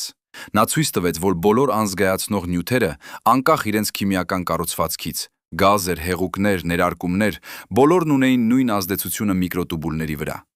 Եթե դա պարզապես քիմիական ռեակցիա լիներ, ապա տարբեր մոլեկուլները պետք է տարբեր ազդեցություններ ունենային։ Բայց նրանք բոլորը անում էին ճիշտ նույն բանը, խանգարում էին քվանտային կոհերենտությանը։ Սա ուժեղ հուշում էր, որ գիտակցությունը իրոք կախված է քվանտային գործընթացներից։ Եվ այդ բերում է մեզ դեպի 2022 թվականը։ Նոբելյան մրցանակ ֆիզիկայի համար։ Ալեն Ասպեն, Ջոն Կլաուզերը եւ Անտոն Ցայլինգերը ստացան այդ մրցանակը փորձերի համար քվանտային խառնվածության հետ։ Դրանք վերջնականապես ապացուցեցին, որ Այնշտայնը սխալվում էր։ Տեղային ռեալիզմը սխալ է։ Օբյեկտները չունեն որոշակի հատկություններ մինչև դիտումը։ Եվ երկու խառնված մաստիկները կարող են ազդել միմյանց վրա անմիջապես, անկախ հեռավորությունից։ Բայց ահա ամենահետաքրքիրը։ Նոբելյան կոմիտեն իրենց հայտարարության մեջ գրեց. Արդյունքները բացել են դռներ նոր տեխնոլոգիաների, հիմնված քվանտային տեղեկատվության վրա։ Քվանտային տեղեկատվություն։ Ոչ միայն քվանտային մաստիկներ, տեղեկատվություն որպես հիմնարար բան։ Սա փիլիսոփայական շեշտադրում է։ Տիեզերքը չէ միայն կազմված նյութից եւ էներգիայից, այն նաեւ կազմված է տեղեկատվությունից։ Եվ այդ տեղեկատվությունը պահպանվում է քվանտային մակարդակում այնպես, որ երբեք չի կորչում։ Արդյոք ձեր գիտակցությունը տեղեկատվություն է այդ իմաստով։ Արդյոք երբ մահանում եք, այդ տեղեկատվությունը տվությունը պարզապես անցնում է մեկ այլ ձև։ Նոբելյան մրցանակը չի պատասխանում այդ հարցին, բայց այն հաստատում է, որ քվանտային տեղեկատվությունը իրական է, հիմնարար է եւ պահպանվող է, եւ դա բավական է պահելու հարցը բաց։ Հիմա պատմեմ ձեզ մի պատմություն, որը հազվադեպ է հիշատակվում գիտական գրականությունում, բայց որը խոսուն է։ 1985 թվականին հայտնի ֆիզիկոս Ռիչարդ Ֆեյնմանը հիվանդանում էր։ Նա մահանում էր քաղցկեղից։ Իր վերջին շաբաթներին նա ասաց գործընկերներից մեկին. «Ես չեմ վախենում մահից, ես միայն վշտում եմ, որ կդադարեմ ունենալ փորձառություններ»։ Սա ֆիզիկոսի տեսակետն է։ Կյանքը փորձի շարք է։ Մահը դրա ավարտն է։ Ոչինչ չունենալու պատճառ վախենալու, քանի որ չկա դու, որը կարող է վախենալ, երբ մահացած ես։ Բայց նույն Ֆեյնմանը նաև ասել է. «Ես կարծում եմ, որ ապահով կարող եմ ասել, ոչ ոք չի հասկանում քվանտային մեխանիկան»։ Այս երկու հայտարարություններն իրար հակասող չեն։ Դրանք արտացոլում են խոնարհությունը, որքան քիչ ենք գիտենք իրականության մասին։ Ֆեյնմանը չէր հավատում հետմահու կյանքի, բայց նա նաև ճանաչում էր, որ քվանտային աշխարհը լի է առեղծվածներով, որոնք մենք դեռ չենք լուծել։ Գուցե երկուսն էլ ճիշտ են։ Գուցե ոչ մի անձնական շարունակականություն չկա այնպիսին, ինչպիսին մենք երևակայում ենք։ Բայց գուցե տեղեկատվությունը, որը կազմում էր մեզ, իրոք շարունակվում է տիեզերքի քվանտային կառուցվածքում։ Ֆեյնման ինքը դարձավ մաս այդ տեղեկատվության։ Իր գաղափարները, իր հավասարումները, իր դասախոսությունները բոլորն են փոխել ձևը, որով ֆիզիկոսները մտածում են աշխարհի մասին։ Այդ իմաստով նա երբեք չի մեռել։ Եվ նույնը ճիշտ է ձեր համար։ Վերջին մտքը տեղեկատվության մասին։ Ինֆորմացիոն տեսության հիմնադիր Կլոդ Շենոնը ցույց տվեց, որ տեղեկատվությունը կարող է քանակականորեն չափվել։ Յուրաքանչյուր նամակ, յուրաքանչյուր հաղորդագրություն, յուրաքանչյուր մտք պարունակում է որոշակի քանակություն տեղեկատվություն, չափված բիթերով։ Բայց Շենոնը նաև ասաց մի բան հետաքրքիր. տեղեկատվության քանակությունը կախված է անորոշությունից։ Որքան ավելի անկանխատեսելի է հաղորդագրությունը, այնքան ավելի շատ տեղեկատվություն է պարունակում։ Հիմա մտածեք ձեր կյանքի մասին։ Յուրաքանչյուր ընտրություն, որը կատարել եք, յուրաքանչյուր անսպասելի իրադարձություն, յուրաքանչյուր պատահականություն, բոլորն են ավելացրել տեղեկատվություն տիեզերք։ Ձեր կյանքը չէր կարող լիովին կանխատեսվել։ Այն պարունակում էր անորոշություն, եւ այդ անորոշությունը տեղեկատվություն էր։ Երբ մահանում եք, այդ տեղեկատվությունը չի կարող պարզապես անհետանալ։ Այն պետք է գնա ինչ-որ տեղ, պետք է կոդավորվի ինչ-որ ձևով։ Քվանտային մեխանիկան ասում է, որ այն կոդավորվում է քվանտային դաշտի վիճակներում։ Տեղեկատվության պահպանման սկզբունքը ապահովում է, որ այն երբեք չի կորչում։ Այսպիսով, յուրաքանչյուր անսպասելի որոշում, յուրաքանչյուր անկանխատեսելի գործողություն, յուրաքանչյուր ստեղծագործական մտք, բոլորն են դարձել անջնջելի մաս տիեզերքի։ Դուք ավելացրիք տեղեկատվություն, եւ տեղեկատվությունը հավերժ է։ Պատկերացրեք հետևյալը. 1000 տարի ապագայում մարդկությունը զարգացել է տեխնոլոգիա, որը կարող է կարդալ քվանտային դաշտի վիճակները։ Նրանք կարող են վերականգնել տեղեկատվություն, որը պահպանվել է անցյալից։ Նրանք սկանավորում են որոշակի տարածություն, տարածությունը, որտեղ դուք մեկ անգամ կանգնեցիք, եւ ռեկոնստրուկցնում են քվանտային վիճակները, որոնք էին այնտեղ, երբ դուք էիք։ Արդյոք նրանք կվերականգնեն ձեզ։ Արդյոք կստեղծեն մի բան, որը նմանակում է ձեզ այնքան ճշգրիտ, որ համարժեք է ձեզ։ Սա մտածողության փորձ է։ Բայց այն ցույց է տալիս մի կարևոր կետ։ Եթե տեղեկատվությունը ձեր մասին իրոք պահպանվում է քվանտային դաշտում, ապա տեխնիկապես հնարավոր է վերակառուցել ձեզ։ Ոչ այսօր, ոչ մոտ ապագայում, բայց գուցե մի օր։ Գուցե անմահությունը ոչ թե շարունակական գոյությունն է, այլ հնարավորությունը վերականգնվելու։ Եվ քանի դեռ տեղեկատվությունը պահպանվում է, այդ հնարավորությունը գոյություն ունի։ Ամենավերջում, եկեք վերադառնանք դեպի այն հարցը, որը սկզբում տվեցինք։ Ինչ է լինում գիտակցության հետ մահից հետո։ Պատասխանը կախված է նրանից, թե ինչ նկատի ունեք գիտակցություն ասելով։ Եթե նկատի ունեք սուբյեկտիվ փորձը, զգացողությունը լինելու դուք, ապա մենք չգիտենք։ Գիտությունը չի կարող պատասխանել սուբյեկտիվ հարցերի։ Եթե նկատի ունեք տեղեկատվությունը, որը կազմում է ձեր միտքը, ապա պատասխանը հստակ է։ Այն պահպանվում է, տարածվում է տիեզերքում, վերադասավորվում է նոր ձևերում, բայց երբեք չի ոչնչանում։ Եթե նկատի ունեք ազդեցությունը, որը ունեցաք աշխարհի վրա, ապա դա եւս պահպանվում է։ Յուրաքանչյուր գործողություն ստեղծում է պատճառային շղթա, որը շարունակվում է անվերջ։ Եվ եթե նկատի ունեք քվանտային օրինաչափությունը, որը իք դուք, ապա այդ օրինաչափությունը դարձավ մաս տիեզերքի հավերժական կառուցվածքի։ Այսպիսով, մի իմաստով, Դուք շարունակվում եք։ Ոչ այնպես, ինչպես երևակայում էիք։ Ոչ որպես անփոփոխ ես, որը պահպանում է հիշողությունները եւ անձնավորությունը, այլ որպես մի բան ավելի խորը։ Որպես օրինաչափություն տեղեկատվության մեջ, որպես ալիք տիեզերքի քվանտային դաշտում, որպես փոփոխություն իրականության գործվածքում, որը չի կարող չեղարկվել։ Գուցե սա բավական է, գուցե սա ավելին է, քան երբևէ հույս ունեինք։ Քանի որ դա նշանակում է, դուք երբեք իրականում չեք մեռնում։ Դուք միայն վերադառնում եք այդ անվերջ օվկիանոս, որտեղից մեկ անգամ եկաք։ Եվ մի օր, գուցե նորից կառաջանաք նոր ձևով։ Քանի որ ալիքները երբեք չեն դադարում, նրանք միայն փոխվում են։ Բայց մի պահ։ Կա ևս մի բան, որը չենք խոսել։ Մի բան էական։ Ինչ վերաբերում է բանականությանը, բարոյականությանը, սիրուն։ Եթե գիտակցությունը քվանտային երևույթ է, եթե մենք բոլորս կապված ենք տիեզերական դաշտի հետ, ապա ինչ է դա նշանակում այն բանի համար, թե ինչպես պետք է վարվել։ Հիշում եք, որ խոսեցինք քվանտային խառնվածության մասին։ Են, երկու մասնիկներ դառնում են խառնված եւ ազդում են միմյանց վրա անմիջապես, անկախ հեռավորությունից։ Հիմա պատկերացրեք, կիրառել սա մարդկային հարաբերությունների վրա։ Երբ փոխազդում եք մեկ ուրիշի հետ, զրույցի, հպման, նույնիսկ նայելու միջոցով, քվանտային մակարդակում դուք ստեղծում եք խառնվածություն։ Ձեր քվանտային վիճակները փոխկապակցվում են։ Սա ֆիզիկական կապ է, ոչ մետաֆորիկ, ֆիզիկական։ Եվ երբ դուք վնասում ես մեկին, ֆիզիկորեն, հուզականորեն կամ այլ կերպ, դուք փոխում ես նրա քվանտային վիճակը։ Եվ քանի որ դուք խառնված ես նրա հետ, դուք փոխում ես նաև քո սեփական վիճակը։ Սա ֆիզիկական բացատրություն է կարմայի համար։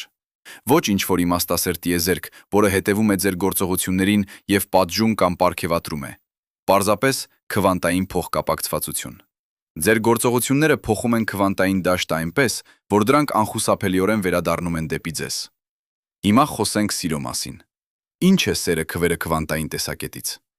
Ֆիզիկոսները պարզել են, որ երբ երկու քվանտային համակարգեր ուժեղ փոխազդում են միմյանց հետ, նրանք դառնում են ռեզոնանս։ Նրանց քվանտային վիճակները համաժամացվում են։ Նրանք սկսում են տատանվել միասին։ Սիրը կարող է լինել քվանտային ռեզոնանս երկու գիտակցությունների միջև։ Երբ սիրում ես մեկին, ձեր քվանտային վիճակները համաժամանում են։ Դուք սկսում ես թռչել միասին։ Ձեր միկրոտուբուլները տատանվում են համաժամացված հաճախականություններում։ Սա կբացատրեր, թե ինչու սերը զգացվում է որպես միություն։ Ինչու երբեմն զգում ես, որ կարդում ես մեկ ուրիշի մտքերը։ Ինչու ցավը նրանց դառնում է քո ցավ, ուրախությունը նրանց քո ուրախություն։ Դա ոչ պարզապես էմպաթիա է, դա քվանտային կոհերենտություն է։ Եվ երբ մահանում է մեկը, ում սիրում էիր, քվանտային կապը չի կտրվում անմիջապես, այն աստիճանաբար նվազում է, բայց հիշողությունը այդ ռեզոնանսի մնում է քո քվանտային վիճակներում։ Գուցե հենց այդ է, ինչու սերը անմահ է։ Ոչ որովհետև հոգիները գոյություն ունեն մետաֆիզիկական իմաստով, այլ որովհետև քվանտային տեղեկատվությունը սիրո մասին գրանցված է ձեր միկրոտուբուլներում եւ չի կարող ամբողջովին ջնջվել։ Եկեք խորանանք ևս ավելի։ 2011 թվականին ֆիզիկոս Ջո Մաքֆադենը առաջարկեց տեսություն, որը նա անվանեց էլեկտրոմագնիսական M դաշտի գիտակցություն։ Նրա գաղափարը հետևյալն էր. ուղեղի էլեկտրական ակտիվությունը ստեղծում է էլեկտրոմագնիսական դաշտ։ Այդ դաշտը ոչ միայն նեյրոնային ակտիվության ենթաարտադրանք է, այն ինքը ազդում է նեյրոնների վրա ետզգուշման մեխանիզմով։ M դաշտը կարող է միացնել տեղեկատվություն ամբողջ ուղեղում ավելի արագ, քան նեյրոնային կապակցությունները կարող են։ Սա կբացատրեր գիտակցության միասնությունը, ինչպես ամբողջ ուղեղը աշխատում է որպես ինտեգրացված համակարգ։ Բայց ահա հետաքրքիրը։ M դաշտերը կարող են փոխազդել քվանտային դաշտերի հետ։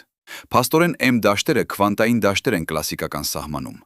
Այսպիսով, եթե գիտակցությունը M դաշտի երևույթ է, եւ եթե M դաշտերը փոխազդում են քվանտային դաշտերի հետ, ապա գիտակցությունը ունի անմիջական կապ քվանտային իրականության հետ։ Մաքֆադենը գնաց նույնիսկ ավելի հեռու։ Նա առաջարկեց, որ M դաշտերը մարմնից դուրս կարող են ընդլայնվել։ Երբ մտածում ես, ընդլայնված M դաշտը տարածվում է քո շուրջ։ Սա նշանակում է, մտքերդ ոչ միայն քո գլխում են, դրանք տարածվում են տարածությունում քո շուրջ, որպես M դաշտի օրինաչափություններ։ Երբ մահանում ես, նեյրոնային ակտիվությունը դադարում է, բայց M դաշտերը դանդաղ քայքայվում են։ Նրանք չեն անհետանում անմիջապես։ Գուցե վերջին մտքերդ մնում են որպես նվազող M դաշտեր քո մարմնի շուրջ որոշ ժամանակ հետո մահից։ Գուցե հենց այդ է, ինչ մարդիկ զգում են, երբ ասում են, որ զգացին ներկայությունը մեկի, ով հենց նոր մահացավ։ Բայց կա ևս ավելի խորը մակարդակ։ Եկեք խոսենք զրոական կետի էներգիայի մասին։ Քվանտային մեխանիկան մեզ ասում է, որ նույնիսկ դատարկ տարածությունը ոչ իրականում դատարկ է, այն լի է քվանտային տատանումներով։ Վիրտուալ մասնիկները շարունակաբար հայտնվում եւ անհետանում են։ Սա կոչվում է քվանտային վակուումի զրոյային կետի էներգիա։ Եվ հաշվարկները ցույց են տալիս, որ այն էներգիայի խտությունը բացարձակորեն մեծ է։ Եթե դուք վերցնեք տարածության ծավալ որքան փոքր, որքան ցանկանում ես, նույնիսկ փոքրիկ քան ատոմ, զրոյային կետի էներգիան այդ ծավալում թեորետիկորեն անվերջ է։ Իհարկե, մենք չենք դիտում այդ անվերջ էներգիան, քանի որ չափում ենք միայն տարբերությունները էներգիայում, ոչ թե բացարձակ մակարդակը։ Բայց կետն այն է, քվանտային դաշտը ամենուր է, ամեն ժամանակ, անվերջ ակտիվ։ Հիմա պատկերացրեք, ձեր գիտակցությունը ոչ թե ինչ-որ բան է, որ ստեղծվում է ձեր ուղեղի կողմից, այլ ինչ-որ բան, որ ձեր ուղեղը ընկալում է քվանտային դաշտից։ Ձեր ուղեղը ֆիլտր է, անտենա է, ընկալիչ է։ Այն կենտրոնանում է անվերջ տեղեկատվության վրա քվանտային դաշտում և սահմանափակում է այն տեղային անհատական փորձի մեջ։ Երբ մահանում ես, ֆիլտրը հեռացվում է, բայց քվանտային դաշտը մնում է։ Տեղեկատվությունը դեռ այնտեղ է։ Եթե դա ճիշտ է, ապա գիտակցությունը երբեք չի սկսվում և երբեք չի վերջանում։ Այն միշտ եղել է և միշտ կլինի։ Ընդամենը տարբեր ձևերով, տեղայնացված տարբեր կառույցներում։ Ձեր ծնունդը ոչ թե գիտակցության ստեղծումն էր, այլ դրա տեղայնացումը ձեր մարմնի մեջ։ Ձեր մահը ոչ թե գիտակցության ոչնչացումն է, այլ դրա ազատագրումը տեղական սահմանափակումներից։ Եկեք հիմա խոսենք ինչ-որ շատ պրակտիկ մասին։ Եթե այս բոլորը ճիշտ է, ապա ինչ կարող ենք անել հենց հիմա նախապատրաստվելու համար մահվան։ Պենրոուզը և Համերոֆը չեն տալիս պատասխան այդ հարցին։ Նրանք ֆիզիկոսներ են, ոչ հոգևոր ուսուցիչներ։ Բայց այլ մարդիկ անցել են այդ հարցը։ Տիբեթյան բուդդիզմը ուսուցանում է Բարթո Թոդոլը, մեռածների գիրքը։ Այն նկարագրում է, թե ինչ է լինում գիտակցության հետ մահից հետո և ինչպես նախապատրաստվել դրան։ Հետաքրքրականն այն է, որ բուդդիստական նկարագրությունը զարմանալիորեն համընկնում է օրոքս տեսության հետ։ Բարթո Թոդոլը ասում է. մահվան պահին գիտակցությունը անցնում է մի քանի փուլերով։ Առաջին փուլում կա պահ պայծառ լույսի։ Բուդդիստները կոչում են սա պայծառ լույսի մտածողության պահը։ Եթե կարող ես ճանաչել այդ լույսը որպես քո իսկական բնույթը և միավորվել դրա հետ, հասնում ես լուսավորության։ Բայց մեծամասնությունը մարդիկ չեն ճանաչում այն։ Նրանք վախենում են անորոշությունից և կարճում են իրենց էգոյի զգացողությանը։ Ապա գիտակցությունը անցնում է հերթական փուլեր, որտեղ տեսնում են տարբեր տեսիլներ, հանդիպում են տարբեր էակների և վերջապես վերածնվում են նոր մարմնի մեջ։ Հիմա համեմատեք սա օրոքս տեսության հետ։ Մահվան պահին քվանտային տեղեկատվությունը ազատվում է միկրոտուբուլներից։ Կա կոհերենտության կոլապսի պահ։ Սա կարող է լինել պայծառ լույսը։ Եթե գիտակցությունը կարող է պահպանել կոհերենտությունը այդ անցման ժամանակ, գուցե այն կարող է միավորվել տիեզերական քվանտային դաշտի հետ լիովին գիտակցական ձևով։ Բայց եթե այն կորցնում է կոհերենտությունը, դեկոհերանում է և ֆրագմենտանում, ապա տեղեկատվությունը տարածվում է քաոտիկ ձևով։ Մեդիտացիայի պրակտիկան, հատկապես այն տեսակները, որոնք կենտրոնացված են պահելու գիտակցությունը պայծառ և կոհերենտ նույնիսկ անորոշության մեջ, կարող է լինել նախապատրաստություն պահպանելու քվանտային կոհերենտությունը մահվան ժամանակ։ Սա միայն սպեկուլացիա է։ Բայց դա սպեկուլացիա է, որը համընկնում է հազարամյակների հոգևոր իմաստության հետ։ Հիմա հարց ձեզ համար։ Դուք երբևէ զգացել եք պահ ամբողջական առկայության։ Պահ, երբ ամեն անհանգստությունը անցյալի և ապագայի մասին անհետացել է, և դուք պարզապես նայում ես լիովին նույնականացված ներկա պահի հետ։ Գուցե լինել է երաժշտություն լսելիս, կամ բնությունում, կամ սիրո ակտի ժամանակ, կամ ստեղծագործության խորը հոսքում։ Այդ պահերը, երբ սուբյեկտ-օբյեկտ բաժանումը անհետանում է, և դուք պարզապես ես փորձը, կարող են լինել նախադիտումներ նրան, ինչ տեղի է ունենում մահվան ժամանակ։ Քանի որ մահը վերջնական ներկա պահն է, պահ, երբ անցյալը և ապագան գոյություն չունեն, միայն հիմա, միայն եսը։ Եթե դուք սովորել ես պարբերաբար մտնել այդ վիճակ կյանքի ընթացքում, գուցե մահը դառնա ավելի քիչ սարսափելի, գուցե նույնիսկ ճանաչելի։ Ինչպես վերադառնալ տուն։ Հիմա թույլ տվեք պատմել ձեզ ամենավերջին փորձարարական արդյունքները։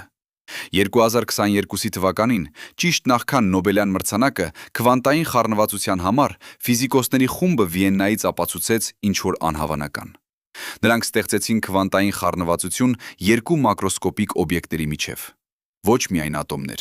ոչ միայն մոլեկուլներ, օբյեկտներ, որոնք տեսանելի էին մեր կաչքով։ Սա արմատապես փոխեց մեր հասկացությունը քվանտային մեխանիկայի սահմանների մասին։ Ցույց տվեց, որ քվանտային երևույթները ոչ միայն միկրոսկոպիկ աշխարհին են պատկանում։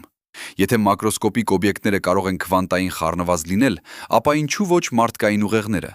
Բայց ավելի հետաքրքիրը, նրանք հայտնագործեցին, որ խառնվածությունը կարող է պահպանվել ավելի երկար, եթե համակարգը պաշտպանված է միջավայրից հատուկ կերպով։ Սա ճիշտ այն է, ինչ Համերոֆը պնդում էր միկրոտուբուլների մասին, որ նրանք կառուցվածքային պաշտպանություն ունեն դեկոհերենտությունից։ Արդյունքները Վիեննայից հաստատեցին, որ այդպիսի պաշտպանությունը իրոք կարող է աշխատել։ Սա շատ մեծ զարգացում է։ Ոչ թե ապացույց, որ օրոքս տեսությունը ճիշտ է, բայց ապացույց, որ տեխնիկապես հնարավոր է քվանտային կոհերենտությունը պահպանել կենդանի համակարգերում։ Հիմա վերջին փորձարարական հարցը։ Ինչպես կարող ենք թեստավորել, արդյոք գիտակցությունը իսկապես քվանտային երևույթ է։ 2023 թվականին հետազոտողների խումբը Կեմբրիջից առաջարկեց փորձ, որը տեսականորեն կարող է պատասխանել այս հարցին։ Գաղափարը հետևյալն է. Եթե գիտակցությունը կախված է քվանտային կոհերենտությունից միծ միկրոտուբուլների մեջ, ապա ազդելով այդ կոհերենտության վրա պետք է փոխի գիտակցական փորձը կանխատեսելի ձևերով։ Նրանք առաջարկեցին օգտագործել մագնիսական դաշտեր կամ էլեկտրոմագնիսական ճառագայթում հատուկ հաճախականություններում, ազդելու միկրոտուբուլների քվանտային վիճակների վրա։ Եթե դա փոխում է գիտակցական փորձը, օրինակ ազդում է որոշումների կայացման վրա, ընկալման վրա կամ հիշողության վրա հատուկ կանխատեսելի ձևերով, ապա դա ուժեղ ապացույց կլիներ, որ գիտակցությունը իսկապես քվանտային երևույթ է։ Փորձը դեռ չի կատարվել։ Տեխնիկապես շատ դժվար է, բայց տեսականորեն հնարավոր է։ Եթե եւ երբ այդ փորձը տեղի ունենա եւ ցույց տա դրական արդյունքներ, այն կփոխի ամեն ինչ մեր ըմբռնման մեջ գիտակցության, կյանքի եւ մահվան մասին։ Բայց չմոռանանք ամենակարևոր բանը։ Անկախ նրանից արդյոք օրոքոքս տեսությունը ճիշտ է, անկախ նրանից արդյոք գիտակցությունը շարունակվում է մահից հետո որևէ ձևով, մի բան անվիճելիորեն ճիշտ է։ Դուք այստեղ եք հիմա։ Դուք ունեք սուբյեկտիվ փորձի կարողությունը։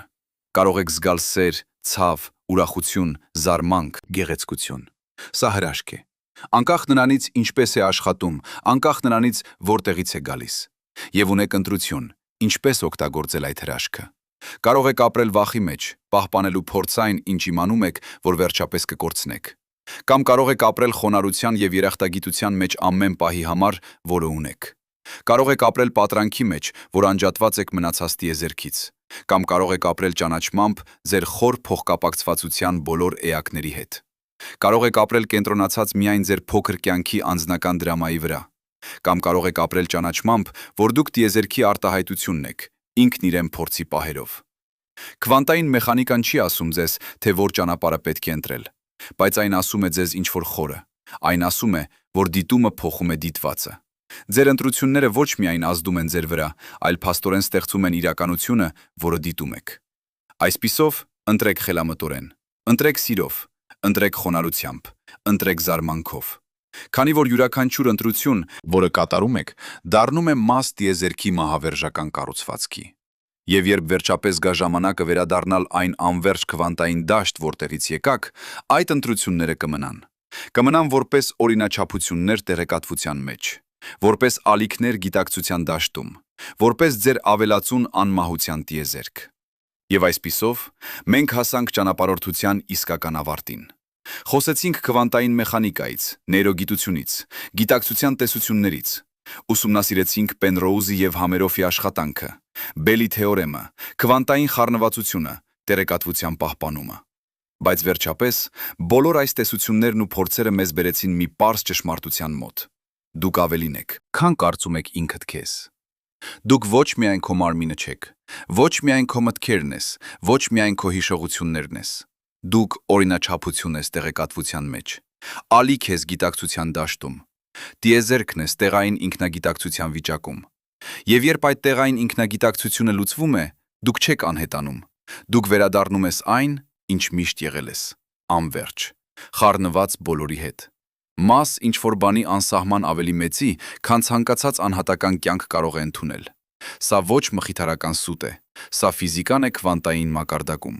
Եվ եթե դա ճիշտ է, ապա մահը ոչ վերջն է, այլ փոխակերպումն է։ Ոչ կորուստն է, այլ վերամիավորումն է։ Ոչ մթնումը լույսի, այլ դրա ձուլում անverջ պայծառության մեջ, որը միշտ եղել է եւ միշտ կլինի։ Շնորհակալ եմ, որ եկաք ինձ հետ այս ճանապարհորդության մեջ։ Թող տեղեկատվությունը, որը ստացաք, հարստացնի ձեր փորձը։ Թող հարցերը, որոնք առաջացան, մղեն ձեզ դեպի ավելի խոր հասկացողություն։ Եվ երբ գալու է ժամանակը, թող դիմավորեք փոխակերպումը բաց սրտով, գիտակցությամբ եւ անվախությամբ։ Քանի որ դուք վերադառնում եք տուն, դեպի անverջ քվանտային դաշտ, որի մասն եք միշտ եղել եւ կմնաք հավերժ։ Այստեղ ավարտվում է մեր ճանապարհորդությունը։